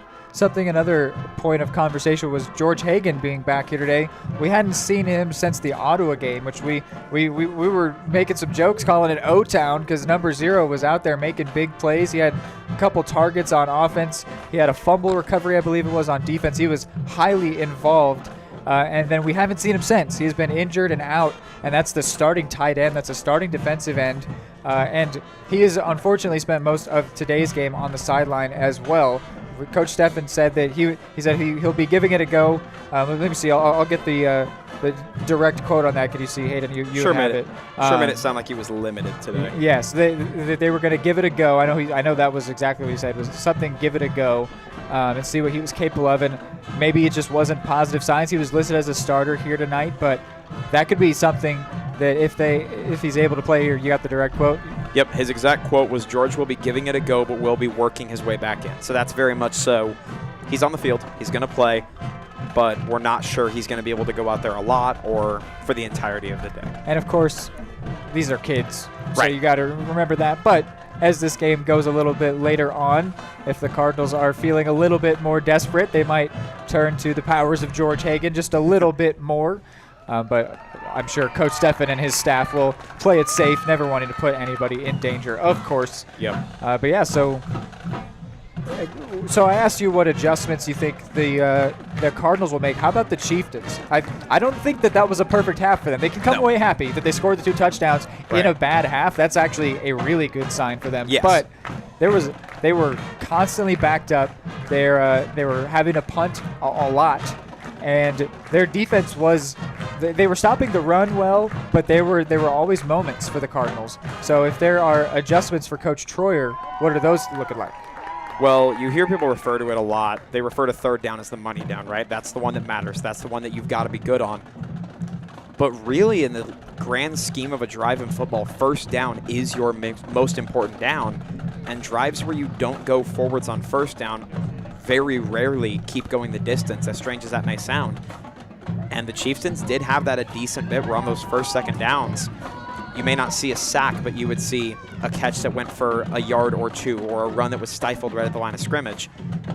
And that can really stall out a drive, especially early on. We saw, I believe, 2 punts from deep in their own territory. So that would be my main message if I'm Coach Troyer in there with the Tonganoxie Chieftains, is just keep positive yardage. Don't go backwards. Keep playing efficient. Keep getting those explosive plays through the air and mainly on the ground with Talon Langford as good as he's been. But you're right, it is incredibly impressive for a football team to not have a good half, all things considered, and still come out with a 2-possession lead. And so how do you think they'll work on that, getting yardage on that first down play? But then also, you think that they keep with this regularly taking shots over the top towards it? Generally, they seem to have identified Hubler, which I think he's had a good season. So I think it's interesting that they have maybe the year 9 next out. to his name. Right. I mean, honestly, when I think back to this season, that was generally happening to Cy Thomas rather than Hubler. It's happened all over the place, but it was generally Cy Thomas. I remember a couple times he had to grab the back of a jersey and give up a pass interference first down just to live to see another down. Instead, now he's starting quarterback, so they have a new corner out there as well. Christian Jarrett playing corner, Connor playing safety, which he's done a good job there as well. So do you think they stick with the strategy of constantly seeing and testing the Cardinals D, making them prove that they are what they're capable of, and then how do they get that positive first down play? The easy answer is yes. I expect to see them continue to attack down the field. But one of the points that I would likely be pushing for if I were Coach Preston Troyer in there is we don't need to change the formations all that much. We can remain, they like to run an empty, but a lot of their snaps have been shotgun with one running back, usually hand lined up to the left or right of Langford. And those formation changes over and over and over, going all kinds of different personnel, it can result in false start penalties. It can result in the defense getting a little bit of a tip off of where you want to go. And with a 2-possession lead especially, I would just be preaching to keep it simple. Don't make things harder on ourselves. Make things easy as much as we can. And like you identified in coverage earlier, we spoke to Coach Stephan earlier in the week about how the defense hasn't necessarily forced a lot of turnovers this season. We said, is that something you're working on, or do you have other priorities defensively? And he said, we led the state in all classes last year in passing yards allowed because we play man coverage 100% of the time. Playing man 100% of the time creates hard throws for the quarterback, but generally not throws that are interceptions, which we are okay with. It really is the philosophy of bend, don't break, right? You see a lot of modern NFL defenses may get a ton of interceptions, a ton of defensive touchdowns, but they're giving up a ton of yards. And Des Hubler specifically has done a phenomenal job when Tongi does take those deep shots. But if I'm Coach Troyer in there for Tonganoxie, I'm saying let's keep things simple, let's do what's been working, and let's continue to take those deep shots because at some point they're clearly confident that they're going to hit one. With about 4.5 left here before the second half kick, or at least so says the clock. We've been pretty used to them throwing up 3 more minutes on there. Right. However much time before the second half kick, we will take one last break here on the halftime show before we are back. We will preview what is next up here on Eudora Sports Live and also just talk more about what we might see in the second half. At Kansas Insurance, we know one size doesn't fit all. In fact, our whole mindset is based on customized policies for you and your families. We're local, and we do what we do because we care about you. Think of us as brokers for your insurance needs. Working with Kansas Insurance gets you the award-winning service and attention to detail that only an independent agency can provide. All across Kansas, we're here to help you manage and plan for all types of risk. Contact a local agent today. Kansas Insurance. Local, independent, serving you. Just like the Cardinals are striving for success, Kaw Valley State Bank's mission is your success. At Kaw Valley State Bank, they provide the best, most efficient, courteous, and professional banking services possible. And at Kaw Valley, they recognize that the customer and their satisfaction is the most important ingredient to growing their community. With all the services you've come to expect from the hometown partner you deserve, Kaw Valley State Bank, online at kvsb.com, a proud supporter of Eudora Schools. Hey, I'm Mike Rowe, here today to encourage you to connect with 811 before you dig. And I'm Mike Rowe, and I'm here because I love to dig in the dirt. It's true. He's also here because he's very small and not that bright. Here, for instance, we can see Mike Rowe doing what he loves to do. And here we can see the consequences of not doing what he should have done. Dude, why didn't you call 811? I forgot the number. See? Not that bright. High-quality foods, friendly service, great prices, and a connection to the community that is unsurpassed. That's Jean's Heartland Foods in Eudora. Family-owned, Jean's Heartland Foods offers a convenient one-stop shop, delivering the everyday essentials you need to specialty items from around the world. Jean's friendly staff is here to help you find exactly what you're looking for. You have options when it comes to feeding your family. Choose to support local. Choose Jean's Heartland Foods, 1402 Church Street in Eudora, or online at heartlandfoodstores.com.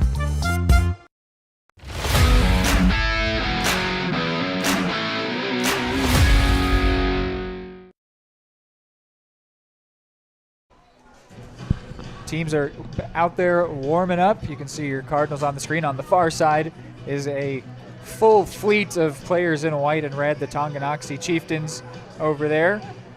So next up on Eudora Sports Live, we said we would talk about that. That will be soccer on the 22nd. That will be right here back at Eudora District Field. So we will be comfortable here in our home press box as we get to broadcast a soccer match. That will be exciting.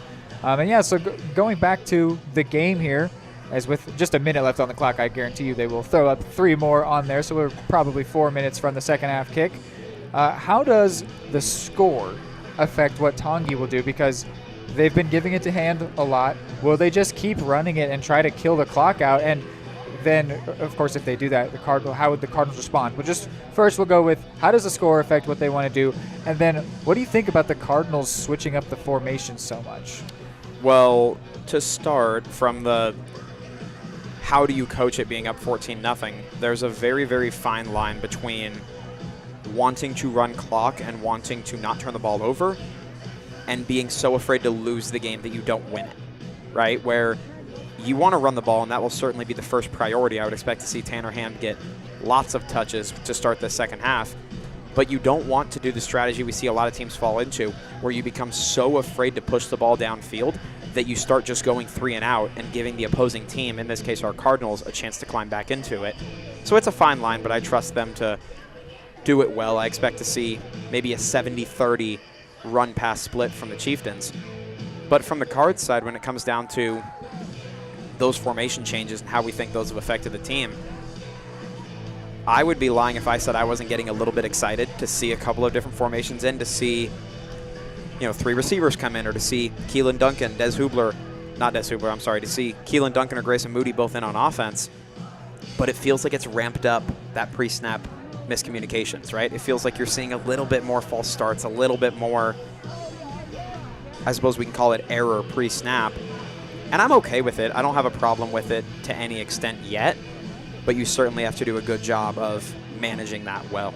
Something where we're doing that is a big risk is the potential for those false starts, which we've seen a couple of when you're doing all these new formations, especially with a second-week freshman quarterback. That's putting a lot of risk for those pre-snap penalties. I think so far the Cardinals have been pretty good, though, with those. And then you want to talk about something being exciting. I agree with the new formations being exciting. The target to to Keelan Duncan, even though it was dropped. That has me excited because the second that he dropped it, I was thinking, oh man, running backs have not had a single target, a single reception all year, and the idea of getting the ball to Moody or Duncan, but Moody, where he doesn't have to run through 10 people to find the open field, which he's proven capable of. But imagine you get him away from those people and then get him the ball, how dangerous he could be. And even though Duncan dropped that one, hopefully that might be a spark for a new portion of the playbook from Coach Steffen and from the offense, because I think that getting the running backs who've been the heart of this team, it's essentially just running the rock, but with a 5-yard head start. And I would love to see more of that. That was something that I was excited, even though it didn't work out in the moment. I would love more of that. And I do expect we will see more of Cy Thomas throwing the ball as long as he can get good enough protection to find space. I agree. And with a minute left here, we can go ahead and conclude the Jeans Heartland Foods halftime show and get ready for the beginning of the third quarter. Kickoff for the second half. We'll hold on here. Which will be presented to you by Kansas Insurance. They believe in taking time to issue personal care and attention to each individual client. To see how Kansas Insurance can help you protect what matters most, call 913-369-6600. It will be the Cardinals kicking off. Grayson Moody to kick for the first time today. A couple different players back for Tonganoxie. Todd Brown, one noteworthy one over there in the back right corner. And here is the kick from Moody. So we are underway. It's a good kick going to the left side towards Weehee. And he lets that one roll just barely into the end zone for a touchback. So they will be starting at the 20-yard line.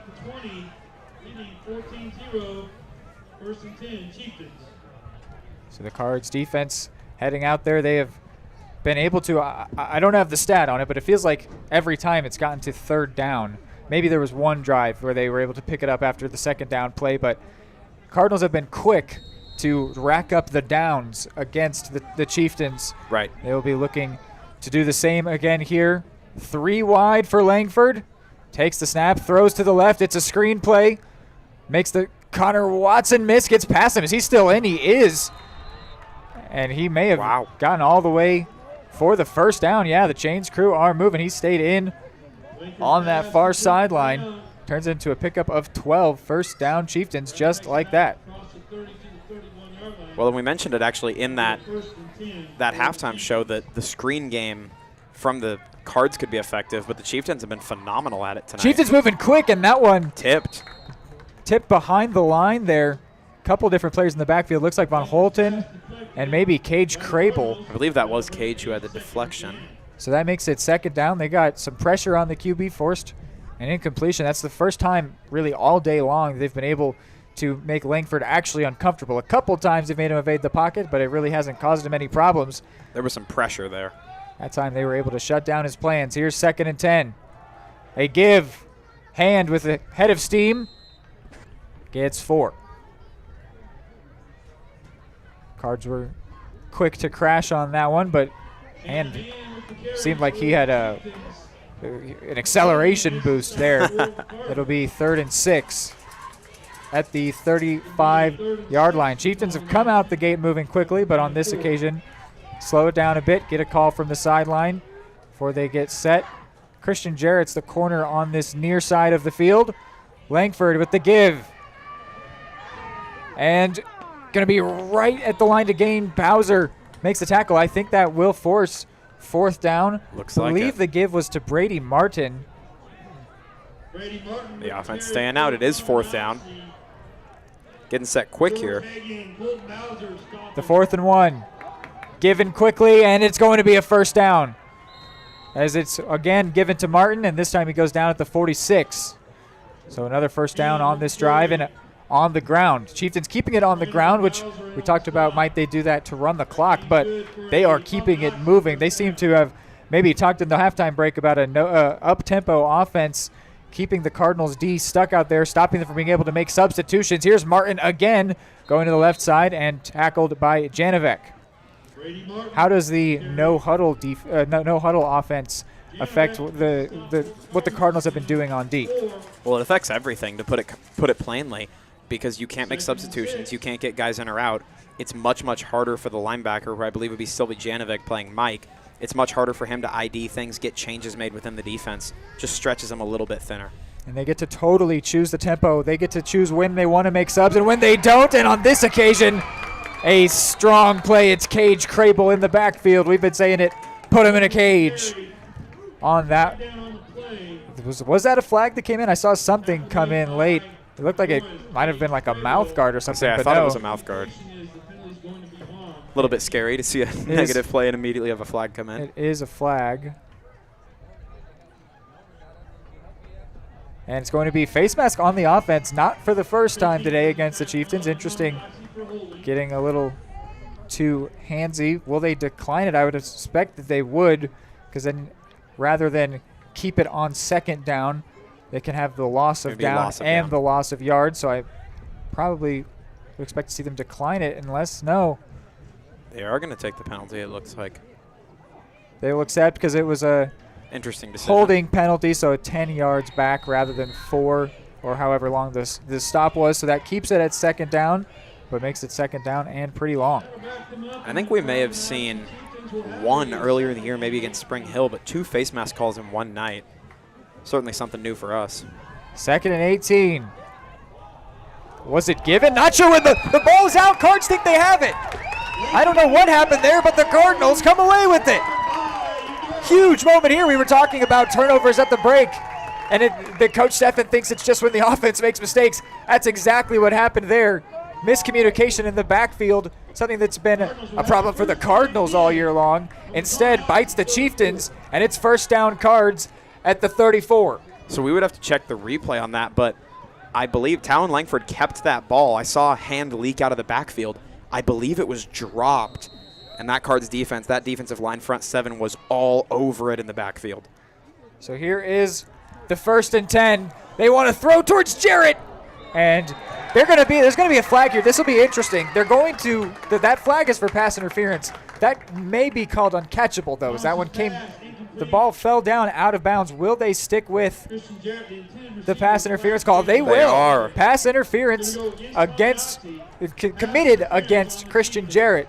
Gets a first down for the Cards just like that, so that'll put him 15 yards closer to the end zone. Wow. And I think you and I can both agree now, especially down 14-0, you've gotten the ball back, you got your turnover, you prevented the Chieftains from going up 3 possessions, and you've gotten this flag. This is do or die right now. You have to come away with points in this possession. Inside the red zone just by a hair at the 19. Mulvihill in motion. Thomas keeps, cuts back in, wrapped up there. Gets 4 or 5 as it was Landon Ruff that grabbed him and pulled him down. Thomas carries for the Cardinals. That's on play made by Todd Brown. I believe that'll set up second down and about 6 will be the ruling. Gain of 4 on the play, 2nd and 6 for the Cardinals. Interesting note, the formation has not changed for most of this drive for the Cards. So here's the 2nd and 6 play. Thomas gives it. And did not go very far there. That was Grayson Moody. So now it'll be 3rd down. Moody with the carry for the Cardinals. Tucker McGuire on the stop. This will be a big 3rd down here. They seem to be sending in some more receivers, though I see Preston White coming off of the field. Saw Keelan Duncan went in, Christian Jarrett went in. Looks like Mulvihill and White came out. Could potentially be a passing down. 2 runners in the backfield, Moody and Duncan. Either side of Thomas, who gives it to Duncan. Duncan still on his feet, got past the first couple defenders, but will not be able to convert. And so the Cards find themselves in the same situation they were in earlier today, where they could take the relatively short field goal and just put some points on the board, or they could try and ride the momentum and go for the first. I'm calling field goal. I know I said it the first time, but this time even more so. Like it more emphatically, Really? field goal, please, points. I disagree, actually. I'd be more in favor of this fourth down as opposed to earlier in the game. You play football until the last 4. You're playing Andy Reid. I'm playing Dan Campbell. Points. Dan Campbell kicked it in the playoffs. He did. Thomas wants to throw, does throw, up in the air, and falls incomplete. Totally should have been picked, but instead it'll be a turnover on downs. So twice now, Cards have gotten inside the red zone and turned it over on downs, whereas instead they could have 6 points, and it could be a one-possession game. They could. But it's 14-0. That near interception was Jacob Morenz, the junior, 5'8".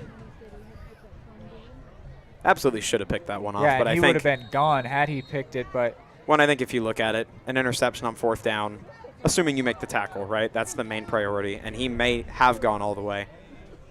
But I think Coach Steffen is willing to live with that one. Chieftains backed up at the 15. Here's their first down. Screen to the far side. Makes the first player miss, and Watson tried to get him down.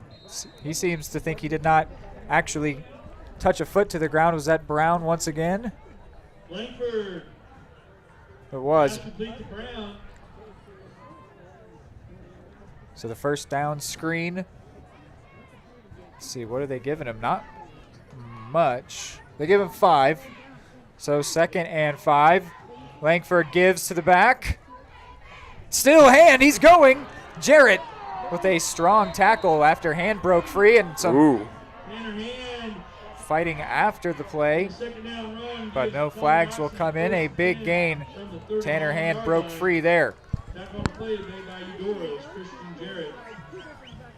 And, of course, on a run play, it's far from ideal to let the running back get up to that second, third level, but Kristen Jarrett has been phenomenal in the open field tackling when he has had to. 1st and 10 from the 39.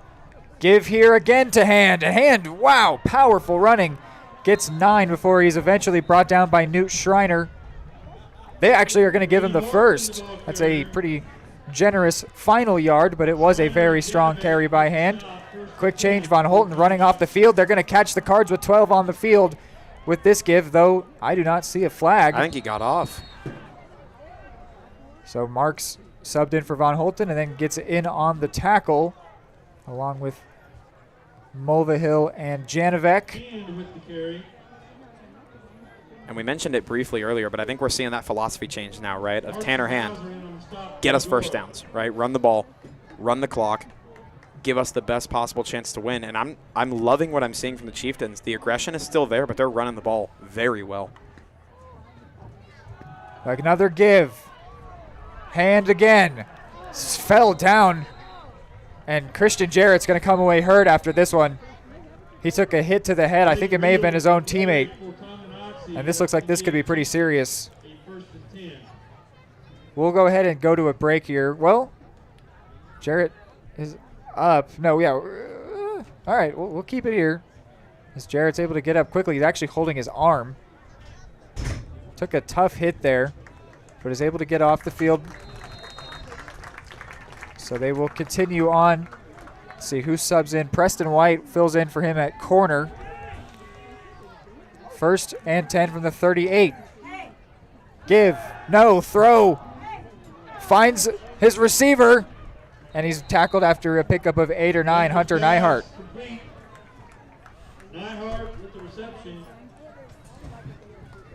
Man, he's up here moving on the sideline. We're seeing him up on his feet but shaking his head a little bit. You've got to hope Christian Jarrett is okay. That is a massive piece of this offense and defense if he's unable to return. 2nd and 1. Give again to Hand. They really are just running it over and over again. Dare I say running the rock.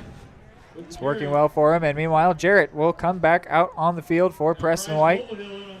So good news there. He only just needed a second after taking a tough hit to the head and shoulder area. But meanwhile, these Chieftains continuing to drive down here after they turned the ball over, but then were able to force the turnover on downs. And now they are threatening to score once again. Hand, head of steam, into the end zone. Touchdown for the Chieftains. Hand with his second. Tonganoxie just ran all over the Cardinals on their second drive of the second half. And the Cards now trail by 3 possessions. Man, that was massive. Just from a standpoint of how your game plan changes from a 2-possession lead to a 3-possession lead, that grants the Chieftains so much more freedom, so much more aggression on both sides of the ball. Less need to be aggressive, too. And up and good from the kicker lob.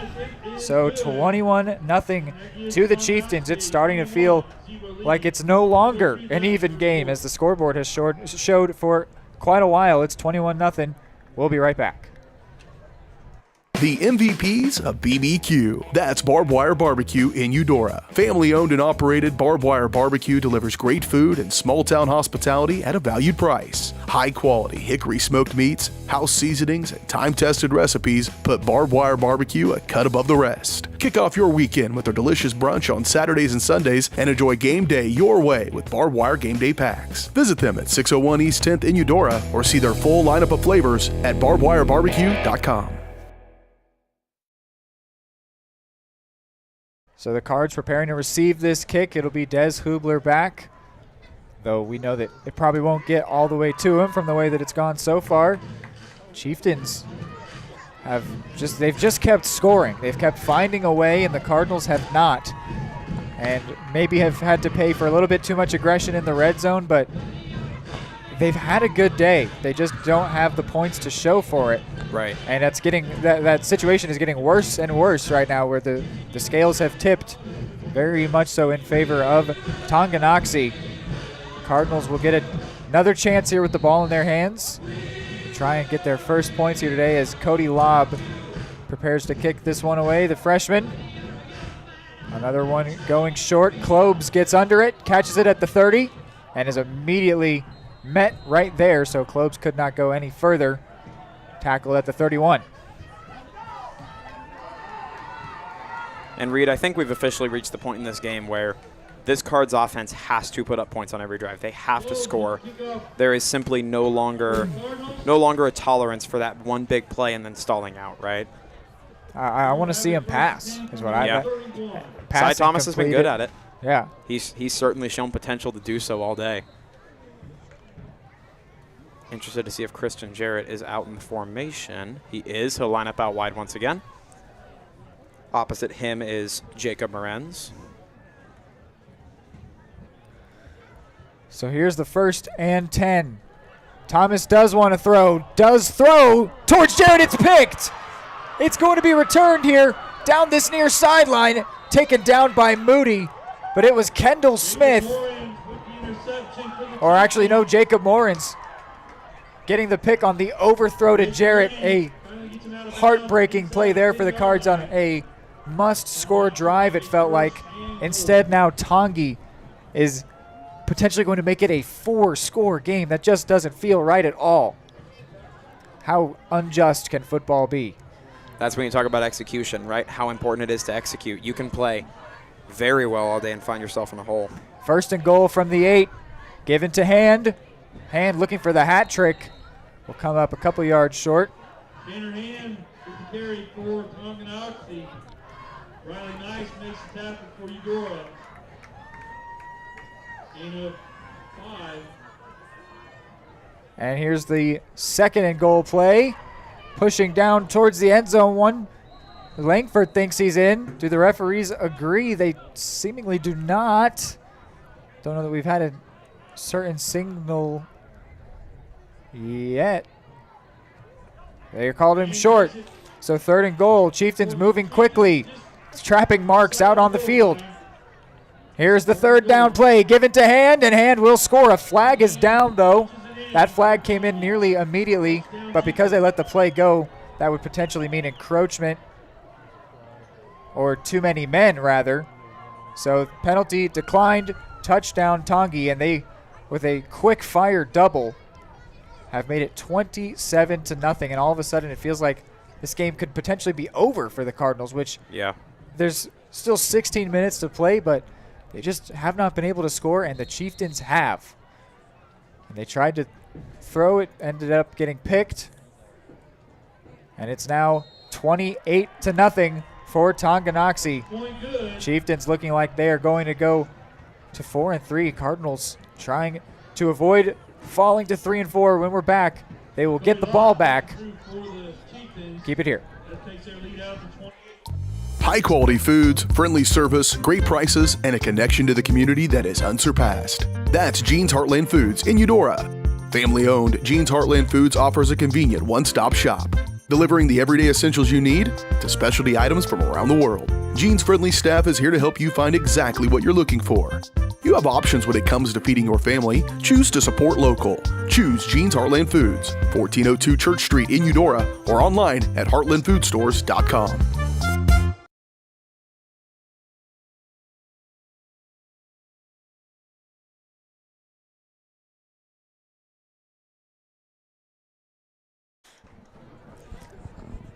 So the Cardinals will get the ball back here. Only had one play on their previous drive, if you can even call it that. Thomas throwing his first pick of his career.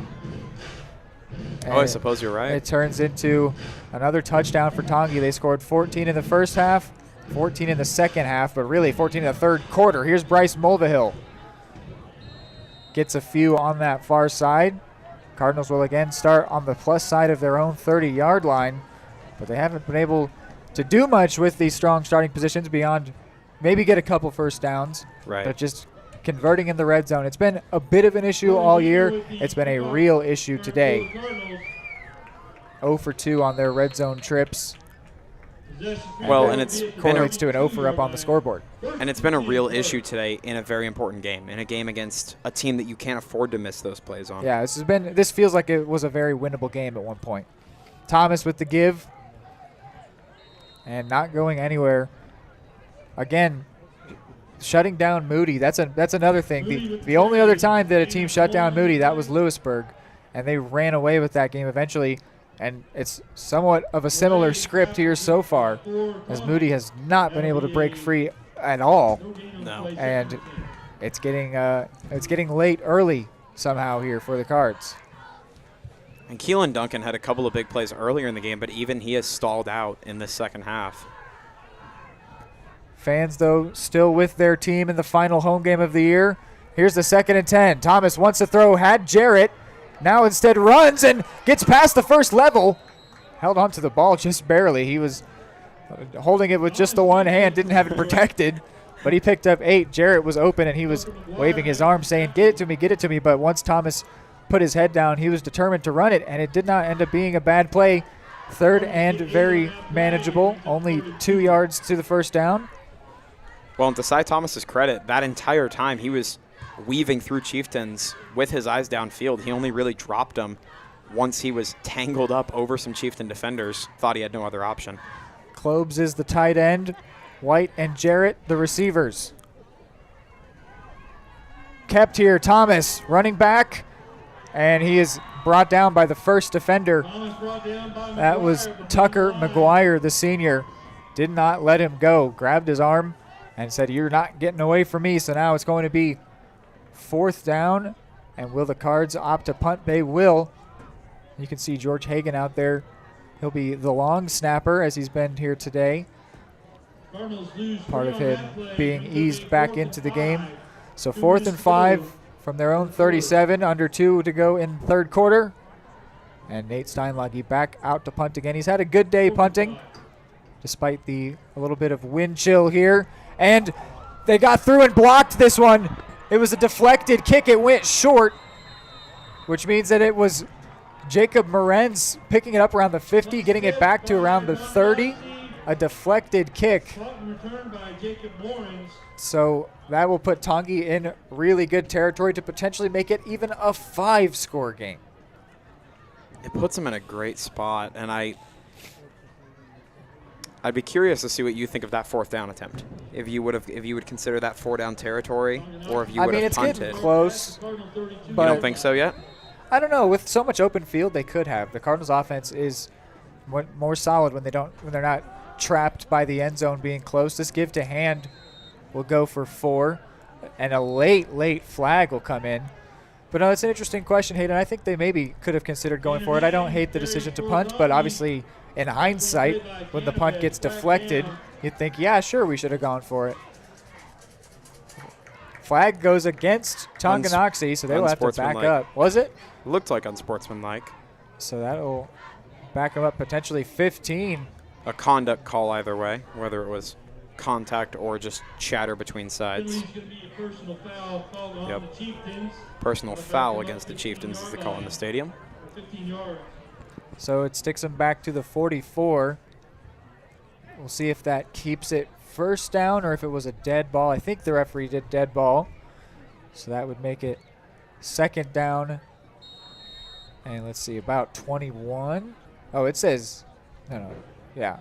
About second and 21. We'll see when they update the scoreboard. 22, it says, with under 90 seconds before the third quarter break. 4 wide for the Chieftains, but they opt to give it to Hand instead, who is met by Janovec. The boys are feisty at this point, running him back, trying to run him out of the stadium. You can see Hagan out there as well on defense. Nice to see number 0 out there, if nothing else. Janovec was in on that stop of Tanner Hand, who has definitely surpassed the 9 and 11 carries mark. He may have doubled the 9 carries mark by this point. Seems like they've got their star running back to full strength. 4 wide again. This time they do want to throw. Going to the left side. And hotly contested in the air. Incomplete. Des Hubler with another pass deflection. There was some pushing from both sides. The referee right there says it's even. I like it. You're all good. So another pass deflection for Des Hubler, who has stood up to the test all day long.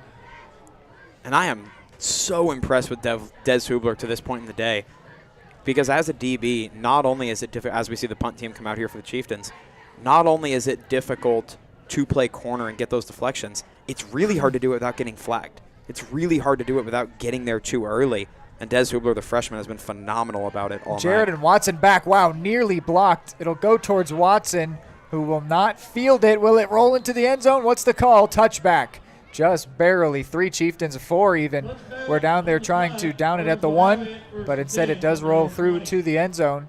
I was going to say that the Cardinals have punted from similar spots earlier in this game and have pinned the Chieftains deep. This time, though, Cards get the touchback, so they'll start at the 20, which is one of the furthest spots back on the field that any of their drives have began. That might just be another example of how close this game has felt all day, right? They're down 4 possessions, and starting from the 20 feels like they're backed up. The field position has been very good all day. Yeah, no, the score at this point is pretty much unbelievable. Yes. With how this game has felt. The give here to the freshman, Duncan. And I don't know if he got back to the line of scrimmage, may have lost 1 on that play before getting pushed out of bounds. Maybe. Duncan, the ball carrier on the last play for the Cardinals. You see Brody Wenger checking in to the game, and Jaleel Stratton coming back out. We haven't seen much of Stratton this season, so nice to see number 26's number called. He got a touchdown against Bonner Springs. Meanwhile, they say there was a flag against the Cardinals. Looks like they're being backed up 15? No, half the distance. It's a face mask call. Holding on the Cardinals, back them up 10 yards. Holding, yeah. We'll have it second So it's a 21. 10 yards or half the distance. Sorry, they'll stay first down, first and 21. So first and 21. Keeping it, here's the quarterback. Cy Thomas makes another man miss, still on his feet, goes down at the 24. So he picks up 15 yards on the first and 21. And Cy is so frustrated. He thought he was going to take that one all the way. You could see the, maybe not disappointment, but a little bit of frustration on his face when he slid down. So that will be our final play of the third quarter, as the Cardinals will go to the 4th, trailing by 4 possessions in this one, as Tongi have started to show that they do deserve the lead that they have. Cardinals will try to break their deadlock up on the scoreboard when we're back. Eudora Parks and Recreation is committed to creating community through parks, people, and programs. Their goal is to provide recreational opportunities for the community of Eudora that will enhance and promote a healthy lifestyle for all ages. The Eudora Parks and Recreation Department gives Eudora residents and others from surrounding communities the opportunity for family-oriented activities. Visit their website at eudoraparksandrec.org to view their youth and adult programs, leagues, memberships, facilities, activity guides, and more, and follow them on all social media at Eudora Parks and Rec.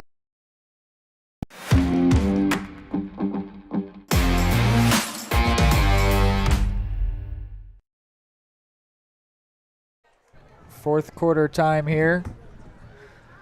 Cardinals starting at 23. It's 2nd and 7. Sy throws, has Jarrett. Jarrett's got the first, going left, still on his feet, still going. Gets past another, and he will be brought down at the 34. Did a lot of work to pick up those 11 yards. It's a nice pickup for the senior, his first reception today.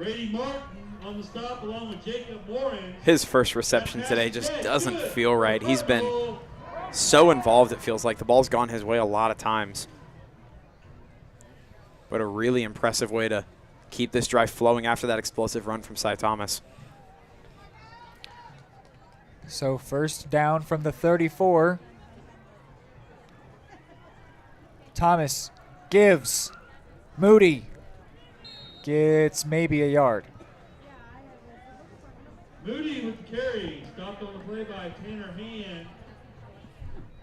Short gain gives. Meanwhile, taking a look over at Paola Sports Live, just scouting out next week's opponent. And Paola look well on track to get their first win this season, as they are up 47-6 over Bonner Springs. So they will definitely be coming away with that one, meaning the Cards will be taking on a 1-6 opponent next week, which is maybe better than taking on an 0-7 opponent. Maybe so. We'll talk about that more post-game show. Here's the 2nd and 8. Duncan goes left.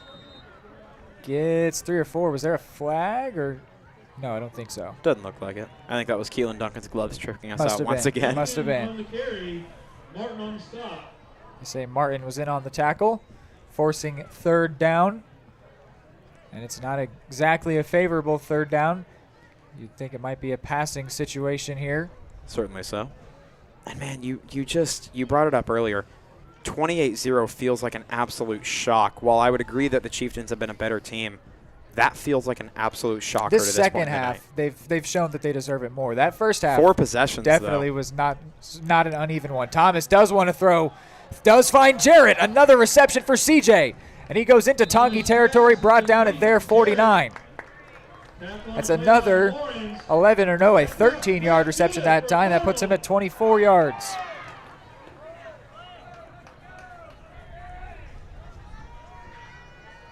Yeah, it's certainly stretched out a little bit in the second half. Tongi showing that they certainly deserve to have the lead they have, but 28-0 just feels like a blowout, and this game feels like one of maybe a 2-possession gap. They have it spotted right at the 50. Here is the give. Moody fighting for everything he can. Brought down after getting maybe 2. Moody with the carry. Tapping a play by Ray. Feels like Moody, you might say he's due. It's been a strange night for him. Yeah. I don't feel like there's anything extremely special about this Tongi team. It's just solid in regards to their front defensive line. But they have read Moody like a book. They have shut him down. Here he'll get another chance. And again, same result. Shut down. Because Duncan's been able to navigate them decently well. But Moody just absolutely not. They have his number. Almost shows you the prep side from Tongi, where I wonder if they had watched so much film on Grayson Moody to shut him down. Early in the game, it seemed like Keelan Duncan had kind of caught him off guard. I'm almost surprised Coach Steffen hasn't been leaning further onto Keelan Duncan after that early success. I have to imagine for Tongi as Hendrickson goes in motion, and before they could even give it to Moody, he was being tackled. That's exactly how the night has gone for him, as that one will go for no gain. I think it's a matter of form tackling, because of how good Moody has been at breaking tackles, getting past the first, second, and third defender to reach him. There must be something about the way in which Tongi are tackling, which has just completely put a halt to what Grayson Moody is capable of. As 4th and 9 here, and Cardinals look like they are going to go for it. Now it's 4-down territory. Just into Tongi territory at the 49. 4th and 9. Offense on the field. Moody out there, hands on his knees, looking a little exhausted. Thomas wants to throw. Will throw towards Wenger. And Duncan. Did Duncan catch that? He did. Oh, my goodness. Keelan Duncan, are you kidding me? 39-yard reception for the freshman. His second reception of over 30 yards today. We were just talking about it. In the red zone. We were just talking about it. We said, I'm almost surprised Coach Stephan hasn't leaned on Keelan Duncan a little bit more because he was so good early on. And when they needed it the most, 4th and long, down by 4 possessions, midway through the 4th quarter, Keelan Duncan comes up huge to give a little bit of much-needed life to this Cards offense. Cardinals picking up the pace just a little bit on offense. You can see Duncan is now playing in that flex bone position, normally where Hendrickson is, and he'll get the give from said position, going right to left, cuts back towards the end zone, gets maybe 7 on that 1st and goal from the 10. So they maybe heard us. Maybe we were talking just loud enough for Coach Stephan to think, yeah, let's call 21's number. Let's give this guy some more touches. It's also interesting seeing Brody Wenger out there. We really have not seen much from the junior this season. Number 3 was in on that last play as a target, potential target. Had a big near sack earlier as well. Yeah, and he's wide here once again. 2nd and goal. The give. Moody going right. Or was this Christian CJ? Jarrett. CJ. Was that a toss to him? It was a toss to him. He was lined up on the left side, put him in motion. Cy Thomas flipped the ball to him. Believe they'll count that as a rush. Well, was it thrown forward? It was thrown forward, so yeah, you're correct. It would be a reception. So yeah, that play went for a touchdown to Hubler just last week. It did, and on to the opposite side. Jarrett nearly was able to find the seam on the outside, but just couldn't get there. So 3rd and goal now. Cardinals trying to convert. This is huge. When it comes to executing in these moments, this is do or die. Thomas giving Duncan head down towards the end zone. Is he in? It's going to be really close. No, the far linesman says he's short. Oh, no. It'll be 4th and goal from the 1. Bob Brown makes the stop for Tonganoxie. What kind of play would you be calling here? Are you looking for a throw, or are you trying to keep it in the hands of CJ and Keelan Duncan? Would we ever see a Cy Thomas keeper? There's a very good chance. This would be the time for it. I would look for that I form. Remember we saw an I form earlier this year, and it was given to the fullback? I liked that. But here's 4th and goal, and it is given to Moody. I think he was in. Yes, I think he got in. Says he's in. Cardinals do score their first points here today. Grayson Moody, who hasn't been able to gain more than 1 yard all day long, only needed to get 1 yard on that 4th and goal, and he's into the end zone. Cards on the board. That was a good drive. That was a great drive. That was, I don't want to say desperation mode, but it was desperation mode. Down by 4 possessions. This might give an actual breath of life to this Cards team in a moment where I think it is not a stretch to say they desperately needed it. Steinlage finally not out there to punt. And woo, the senior so does close. Score on senior night. Just over. We had complimented his form to getting better over the season and making it so that his kicks weren't so unpredictable. That one scared us a bit. Yeah, that one was a little worrisome, but just over the bar. It's in 28-7 with 5.5 to go.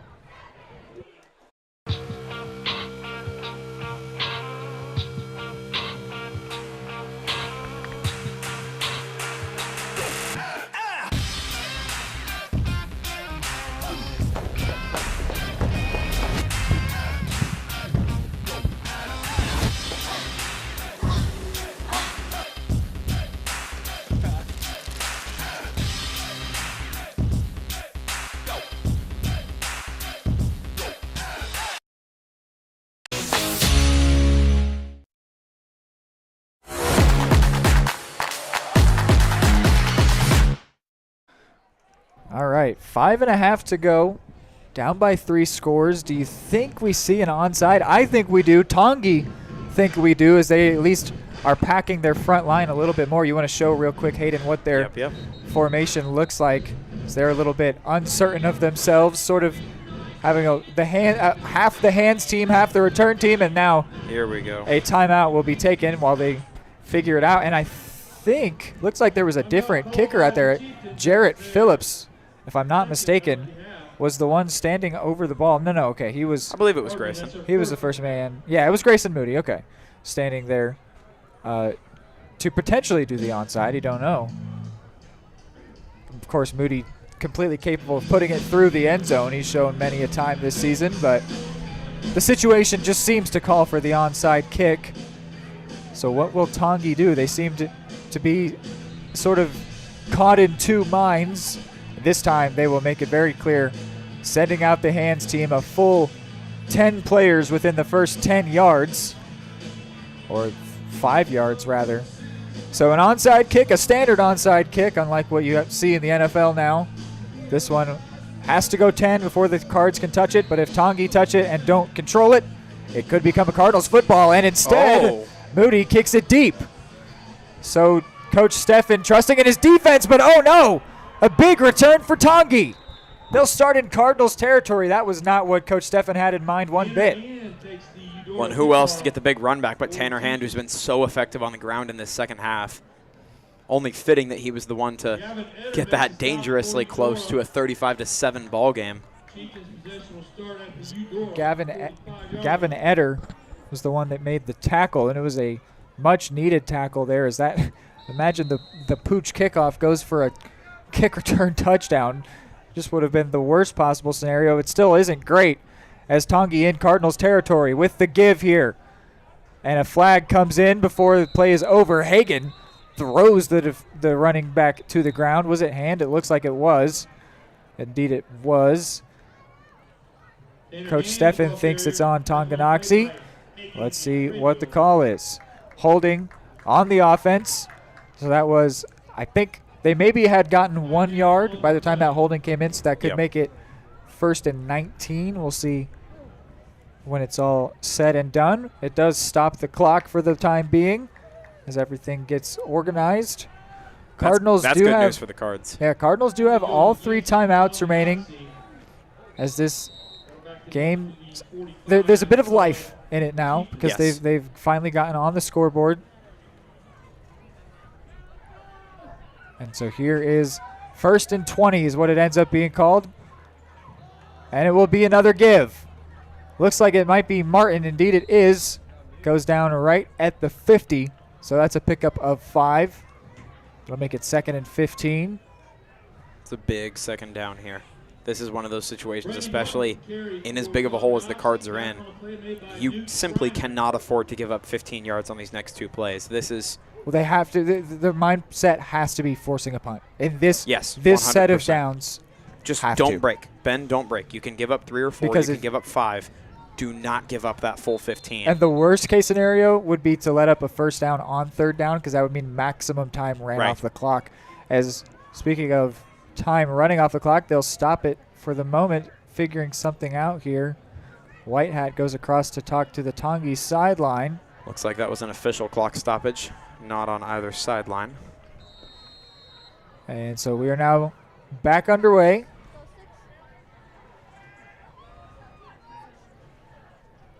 Second and 15, right at midfield. Langford wants to throw, looking deep, throwing deep towards Watson, and it's caught! Connor Watson had really good coverage, but he didn't have his eye on the ball, so Todd Brown was able to come back, work his way to it, and bring it in, and Tongi is now down to the 6-yard line. Watson, who had had a great day at safety all day, was in a great position, but just didn't know right where the ball was. Brown had his eye on it, and that pretty much seals it. Yep, I think that was the dagger. As long as they finish off this drive, of course. But I mean, even running some clock. A big play there. Unfortunate moment in an unfortunate game, and just going towards the corner of the end zone and getting in is Tanner Hand, who has had a really good day today. That was Brady Martin, actually. Was it Martin? So Martin getting his first touchdown, adding on to adding on to a strong Tonganoxie performance, specifically the second half. They have showed that they deserve the lead that they have. They have run away with it, and they have sealed this victory all but. With 3:40 to go, lob puts it up and through, 35-7. Tongi all but sealing the win. Cardinals will get the ball when we're back as they try to get a second score here today. Are you looking for a trusted partner in pet care? Look no further than Eudora Animal Hospital, proudly serving Eudora and the surrounding area since 1975. Eudora Animal Hospital offers a wide range of services, including wellness exams, surgeries, routine vaccinations, and emergency care. I just want to thank everybody in the community for trusting us with the care of their animals, and go Dogs! Schedule an appointment by calling 785-542-3265 or visit eudoravet.com.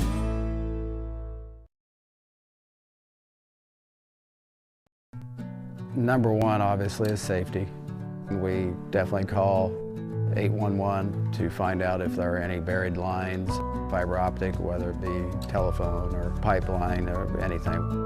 Don't take a chance. Don't think you know and say, well, I don't remember anything being put in there.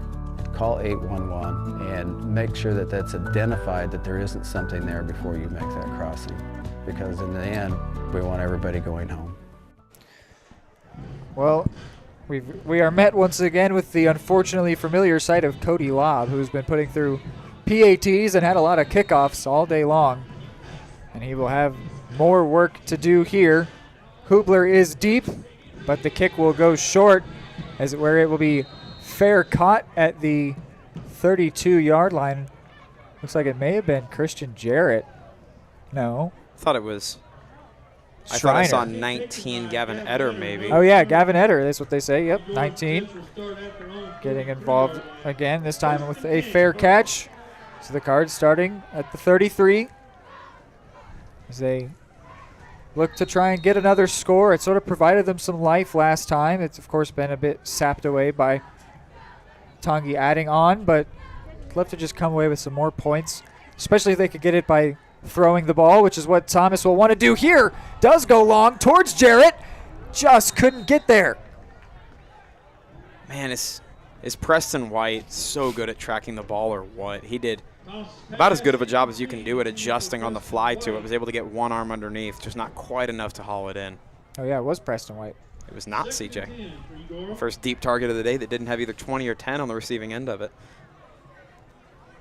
20, of course, referring to Des Hubler on defense, who seemed to be getting thrown at a ton early in the game tonight. So on the 33 with 3:33 to go. Thomas wants to keep going left, makes the first player miss, but not much of a pickup. Clock keeps running as we approach the end of this game. Cardinals staring a 3-4 record in the face. They will have to go to Paola next week to try and get back to 500 going into the postseason, just as they did last year. It was a 4-4 record heading into the postseason. Won the first round against Piper, and then came up against a strong Atchison team that ended that year for the Cards. I think this year, if they could win their first round playoff matchup, they'd feel pretty good about the way the season's gone. Here is the next play. Thomas keeping it alive, going towards Duncan, and Duncan has a third big reception today. How is it that the freshman backup running back, who was third on the depth chart coming into the year, has been maybe the most effective receiver tonight? That's his third reception of 30 or more yards. He's had 2 receptions of exactly 30 yards and 1 for 39. That is absurd. So impressive. Now we'll see Moody and Duncan come in this flex bone formation. Here is the 1st and 10. Another throw. CJ still on his feet, trying to stay up. Interesting to see where they mark his forward progress after that one. Looks like they're going to give him the farthest point, which will be about an 8-yard gain. That'll make it 2nd down and about 2 as we cross 2 minutes remaining. Cardinals pick up 7 on the play, 2nd and 3.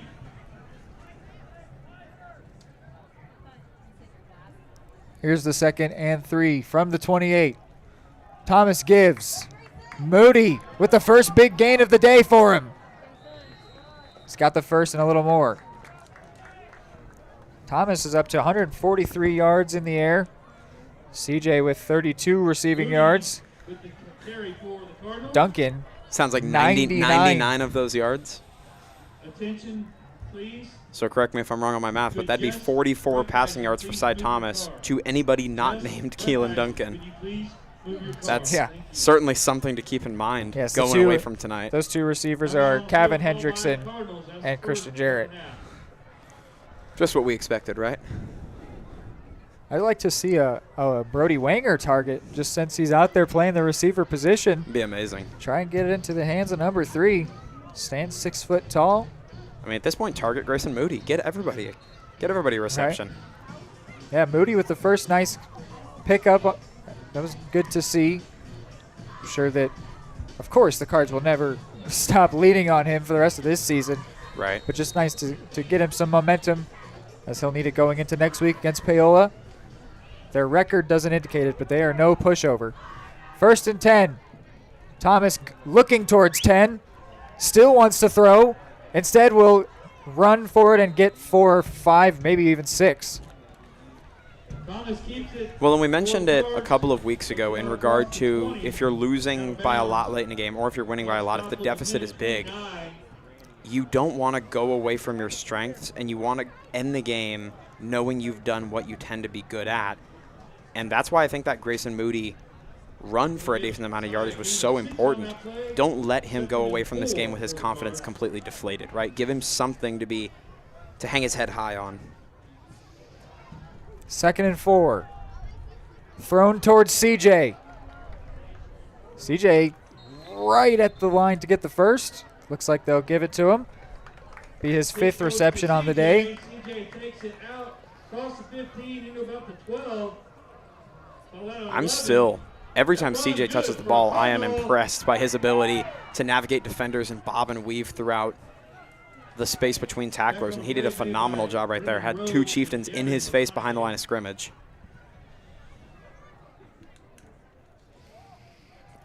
Give to Moody. Gets past a few. Strong running. And again, just playing to your strengths, giving Grayson Moody something to hang his head high on at the end of this day. It would be far from ideal, even if you lose this game. The last thing you want is for the man who has been the focal point of your offense for the entire season to come away feeling deflated and like he wasn't being utilized. And now there will be a timeout taken here. We will go ahead and do the same. When we're back, there will be 56 seconds left. High quality foods, friendly service, great prices, and a connection to the community that is unsurpassed. That's Gene's Heartland Foods in Eudora. Family owned, Gene's Heartland Foods offers a convenient one-stop shop, delivering the everyday essentials you need to specialty items from around the world. Gene's friendly staff is here to help you find exactly what you're looking for. You have options when it comes to feeding your family. Choose to support local. Choose Gene's Heartland Foods, 1402 Church Street in Eudora, or online at heartlandfoodstores.com.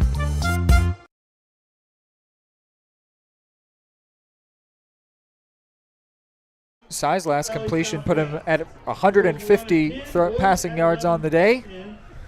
2nd and 5 from the 6. Duncan going to the right side. Gets tossed out at the 5 or 6, coming away from it. Owen Schmidt made the tackle and comes up a little shaken. Stops the clock with 51 left. Cardinals have a 3rd and 4 from the 5. Jarrett out on the left, Klobes the tight end. Moody on the right, Duncan on the left. Thomas gives to Moody. Moody cuts back, he's got another touchdown. Grayson Moody in the end zone, 2nd time today. That'll put the Cards up to 13 points. It's senior night, but it's been dominated by the young players on the Cardinals offense, as we figured we would see. It's been a big day for Duncan in the air, oddly enough, and Moody getting his 2nd touchdown on the ground. Steinlage might go down as the only senior to score here on senior night. High snap. Watson gets that one down. Great job by another senior. And Steinlage does put it through. Good adjustment by Nate Steinlage on that as well. He had to pause for a split second once Connor Watson got that snap down. He had to stop for a second, readjust his footing, and he did a good job to stay fundamentally sound and put that one through. So 47 seconds left in the game. Do you think the Cardinals even bother with the onside? I think you do. Why not? Yeah, absolutely. Yeah, get some extra reps on it. I mean, they actually didn't do it last time, which was interesting. Right. What do you think about that? Going in retrospect, how do you feel about that decision? I mean, you see it sometimes with other teams where they're almost do what you call an arm punt, right? Where it's 4th down, you line up like you're going to pass it, and you just have your quarterback throw it as deep as he can. I like it from a sense of almost pulling a gotcha, right? We got you. You're going to line up. We're going to onside it. We've got your whole receiving team cheated up close to where the ball is coming from. But I'm kind of indifferent to it. I like getting reps with it. I think Moody probably kicked it shorter than he meant to. I think he wanted it to go to the end zone, and it didn't end up happening for him. But they might have also been going for a squib and trying to recover it at the second level. Well, here we go again, and same thing again. Hands team was out there, but instead they try to kick it between the hands team and the returner. Thought that ball came out for a second. Hand goes down at the 32 or so. I think Wanger was in on the tackle along with Jarrett Phillips. Curious to see if we see some aggression from this Tongi side or if they choose to go into victory formation and finish this thing out. I'm thinking we're going to see a couple kneel downs. Looks like it. And a game over.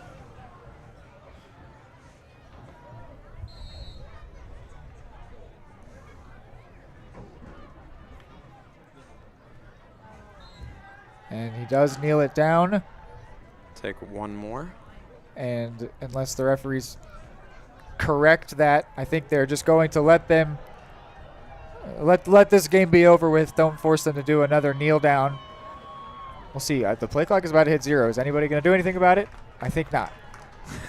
No. Yep, they're lining up to shake hands. So this is game. This game is over, which we knew already. 35-14 will be the final score here. A tough loss for the Cards, just based on the first half. It was a really good first half. The second half, they let it get away from them. They did end up scoring a couple touchdowns, which was nice, but sort of in a bit of garbage time, just a bit. Yep. The first one to make it 28-7 was, I'd call that fully legitimate. I think that second one there to Moody was kind of Tongi, just letting this game get over with. So 35-14. Cardinals do fall to 3-4. They will have to win in Paola next week in order to go to 4-4. The Cardinals drop their final game at home here in Eudora District Stadium. And, when we're back, it'll be the post-game show. We'll give analysis, talk about next week against Paola and the soccer game that we will have on Tuesday. So keep it here for the post-game show on Eudora Sports Live.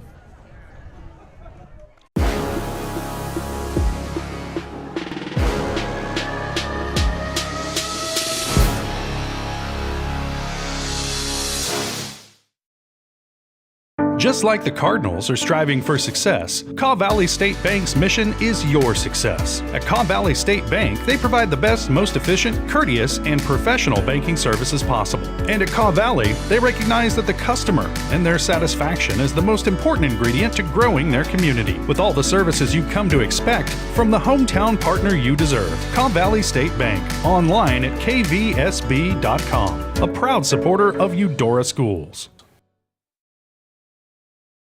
High-quality foods, friendly service, great prices, and a connection to the community that is unsurpassed. That's Jean's Heartland Foods in Eudora. Family-owned, Jean's Heartland Foods offers a convenient one-stop shop, delivering the everyday essentials you need to specialty items from around the world. Jean's friendly staff is here to help you find exactly what you're looking for. You have options when it comes to feeding your family. Choose to support local. Choose Jean's Heartland Foods, 1402 Church Street in Eudora, or online at heartlandfoodstores.com.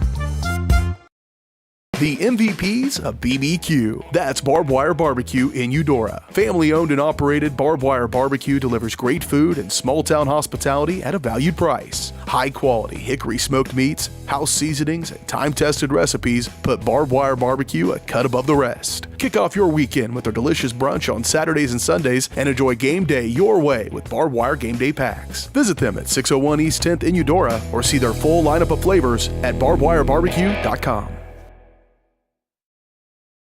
Eudora Parks and Recreation is committed to creating community through parks, people, and programs. Their goal is to provide recreational opportunities for the community of Eudora that will enhance and promote a healthy lifestyle for all ages. The Eudora Parks and Recreation Department gives Eudora residents and others from surrounding communities the opportunity for family-oriented activities. Visit their website at eudoraparksandrec.org to view their youth and adult programs, leagues, memberships, facilities, activity guides, and more, and follow them on all social media at Eudora Parks and Rec. Are you looking for a trusted partner in pet care? Look no further than Eudora Animal Hospital, proudly serving Eudora and the surrounding area since 1975. Eudora Animal Hospital offers a wide range of services, including wellness exams, surgeries, routine vaccinations, and emergency care. I just want to thank everybody in the community for trusting us with the care of their animals, and go Dogs! Schedule an appointment by calling 785-542-3265 or visit eudoravet.com.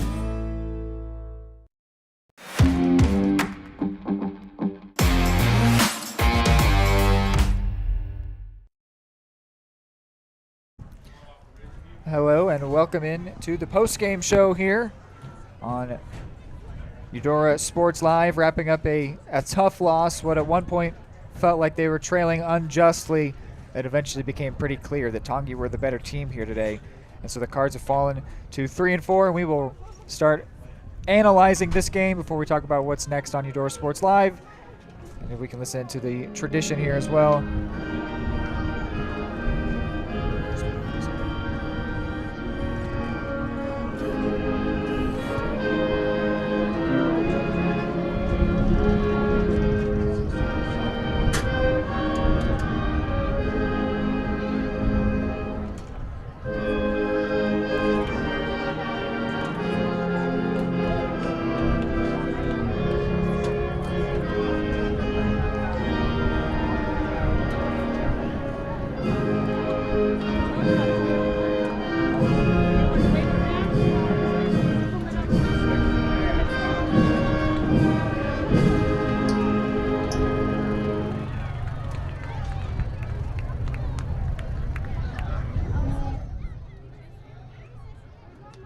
All right, so now we can get going here on our Eudora Animal Hospital post-game show. Eudora Animal Hospital, serving pets in Eudora and the surrounding area since 1975, and proud supporters of Eudora Cardinal athletics. So 35-14, the final score. Tough loss here. We've mentioned it already, that it felt so even after the first half, and just Tongi just pulled away. It kind of fell apart. And this was really the story of Tongi's most recent loss to Baser Linwood, that they lost the lead early, and then it just kind of left them scraping, trying to get back, and it just snowballed and got worse and worse for them, and they ended up losing really badly. And that's kind of what happened to the Cardinals here tonight, despite some special performances, Keelan Duncan being among them. Cy Thomas did have a good day. Yeah, he threw a pick, but had a really nice day, 150 passing yards, had some nice rushing plays. Moody does have 2 touchdowns to show for his day, but that's sort of it's a little misleading on how effective his day was. And I would dare say it felt like one of his least effective days of the year until those which is funny that he has 2 touchdowns in it, right. but it sort of just happened that he got to the part of the field with paint on it. He was struggling to break free all day long. Yeah, it's a really tough one. Hayden, you want to just give your thoughts on what happened here today? Yeah, I'll be honest, this is one of those games where I'm struggling to be super bubbly and optimistic leaving it, purely because this feels like one that got away. I mean, plain and simple, this game started close. That 14-0 halftime score felt a little bit misleading. Like you said, it felt like a 0-0 ball game, and one that the Tonganoxie Chieftains had just had a couple more chips fall their way. But in the second half, they sure came out and proved that that lead was not a coincidence and not a fluke. they ran away with this game, and the Cardinals just let it slip away. And that's a little bit frustrating, but we can't forget about how effective a lot of these players were. I mean, like I mentioned midway through the broadcast, there were a lot of times in the first 3-4 games of the year where you and I would have killed to watch a 50-yard run or a long pass. That just wasn't happening earlier in the season.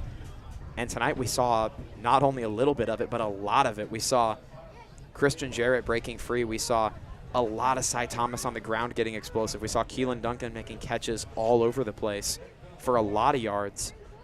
So although this is a defeating one and this is a tough one to swallow, once again, a ton of positives from this Card side. And just another game that they'll learn from. This young roster still getting better each and every week. Yeah, a lot to take away, I think. And that's been this whole season. It's such a younger team from even just last year. And so if they're able to come away with the same record as that the Cardinals did last year, I think that's a win. Yes. I think that they can also come away with it knowing they should have won against Spring Hill, and that it could be even a 5-3 record, or that it could be right now still a winning record. Or no, it would be 4. What was it? Coming into tonight, Coach Steffen mentioned we should have been 4-2. Right. If all had gone well, 3-3 could have well been 4-2. Yeah, so we would be 4-3 now instead of the 3-4. Still a winning record. Yeah, and so there's every game learning experience all over the place. The fact that the core backfield of this team with Cy Thomas starting now is the backbone is so young. Yeah, they average. Freshman and 1/3. How about 15 to 16 years of age is the average? Yeah, average age out there. And so good things, of course, but tough game also. One that felt very winnable for a long time, and then just ended up not being that way. So that is our wrap up here. Now for our player of the game, our barbed wire barbecue who's smoking player of the game, that is. Which, hold on, we'll get into that live read first. Enjoy the best barbecue in Douglas County at Barbed Wire Barbecue. For menu options, carry out, online orders, and more, visit their website, barbecue.com. And we're going to cheat a little bit because it's tough to pick who was the singular star player in this game.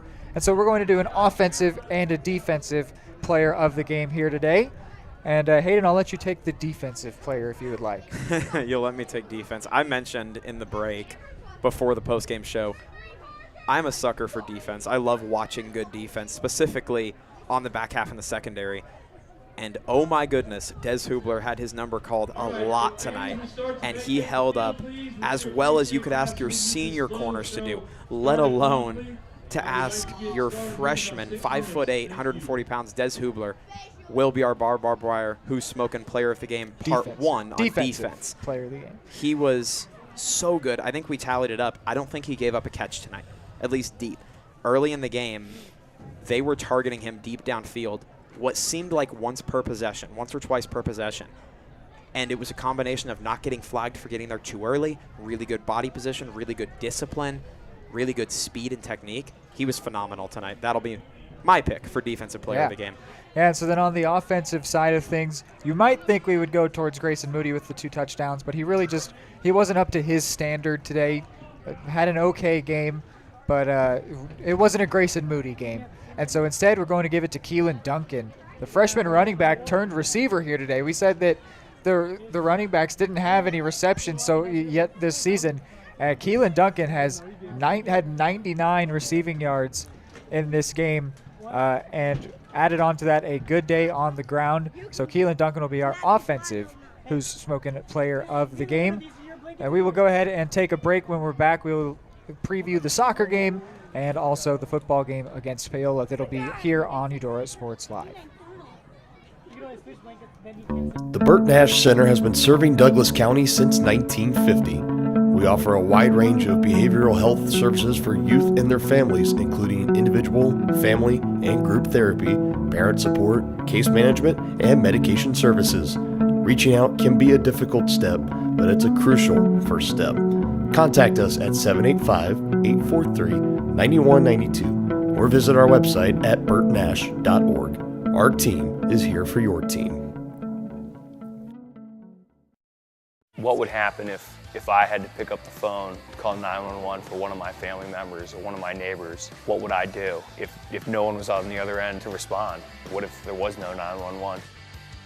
So you can be a part of the solution. Anybody can be a firefighter. Male, female, younger, older. We have school teachers.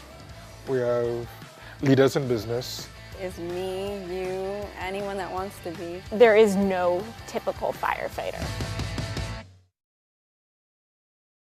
The MVPs of BBQ. That's Barbed Wire Barbecue in Eudora. Family owned and operated, Barbed Wire Barbecue delivers great food and small town hospitality at a valued price. High quality hickory smoked meats, house seasonings, and time tested recipes put Barbed Wire Barbecue a cut above the rest. Kick off your weekend with our delicious brunch on Saturdays and Sundays and enjoy game day your way with Barbed Wire Game Day Packs. Visit them at 601 East 10th in Eudora or see their full lineup of flavors at barbedwirebarbecue.com. More time before you wake up in the wild. Our natural world needs us now. Step by step, side by side, together, we can find a way to ensure that all life on Earth can thrive. To learn more about how you can help protect and conserve nature, visit nature.org. Are you looking for a trusted partner in pet care? Look no further than Eudora Animal Hospital, proudly serving Eudora and the surrounding area since 1975. Eudora Animal Hospital offers a wide range of services, including wellness exams, surgeries, routine vaccinations, and emergency care. I just want to thank everybody in the community for trusting us with the care of their animals, and go Dogs! Schedule an appointment by calling 785-542-3265 or visit eudoravet.com.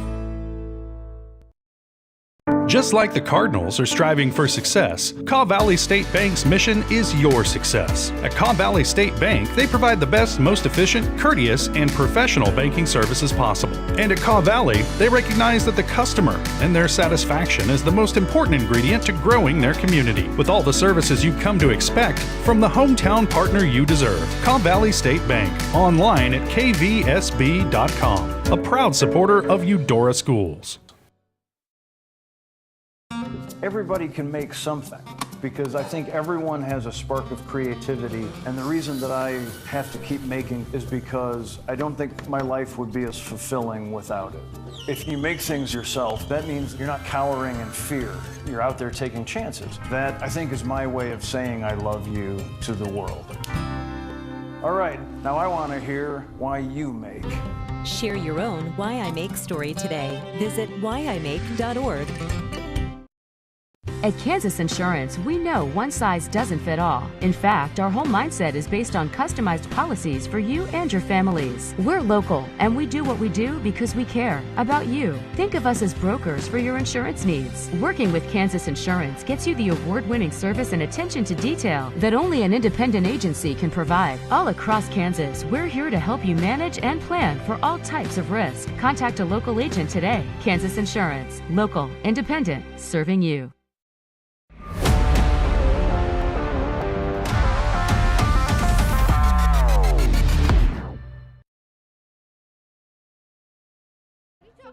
All right, back for the final time here on the post-game show. You can see your Cardinals in the corner of Eudora District Stadium taking it in for the final time here in the regular season. At least we might be back week 1 in the postseason. We'll have to see, depending on how they can do next week, which next week we will be in Paola as the Cardinals take on the Paola Panthers, who did get their first win 47-6 today over Bonner Springs.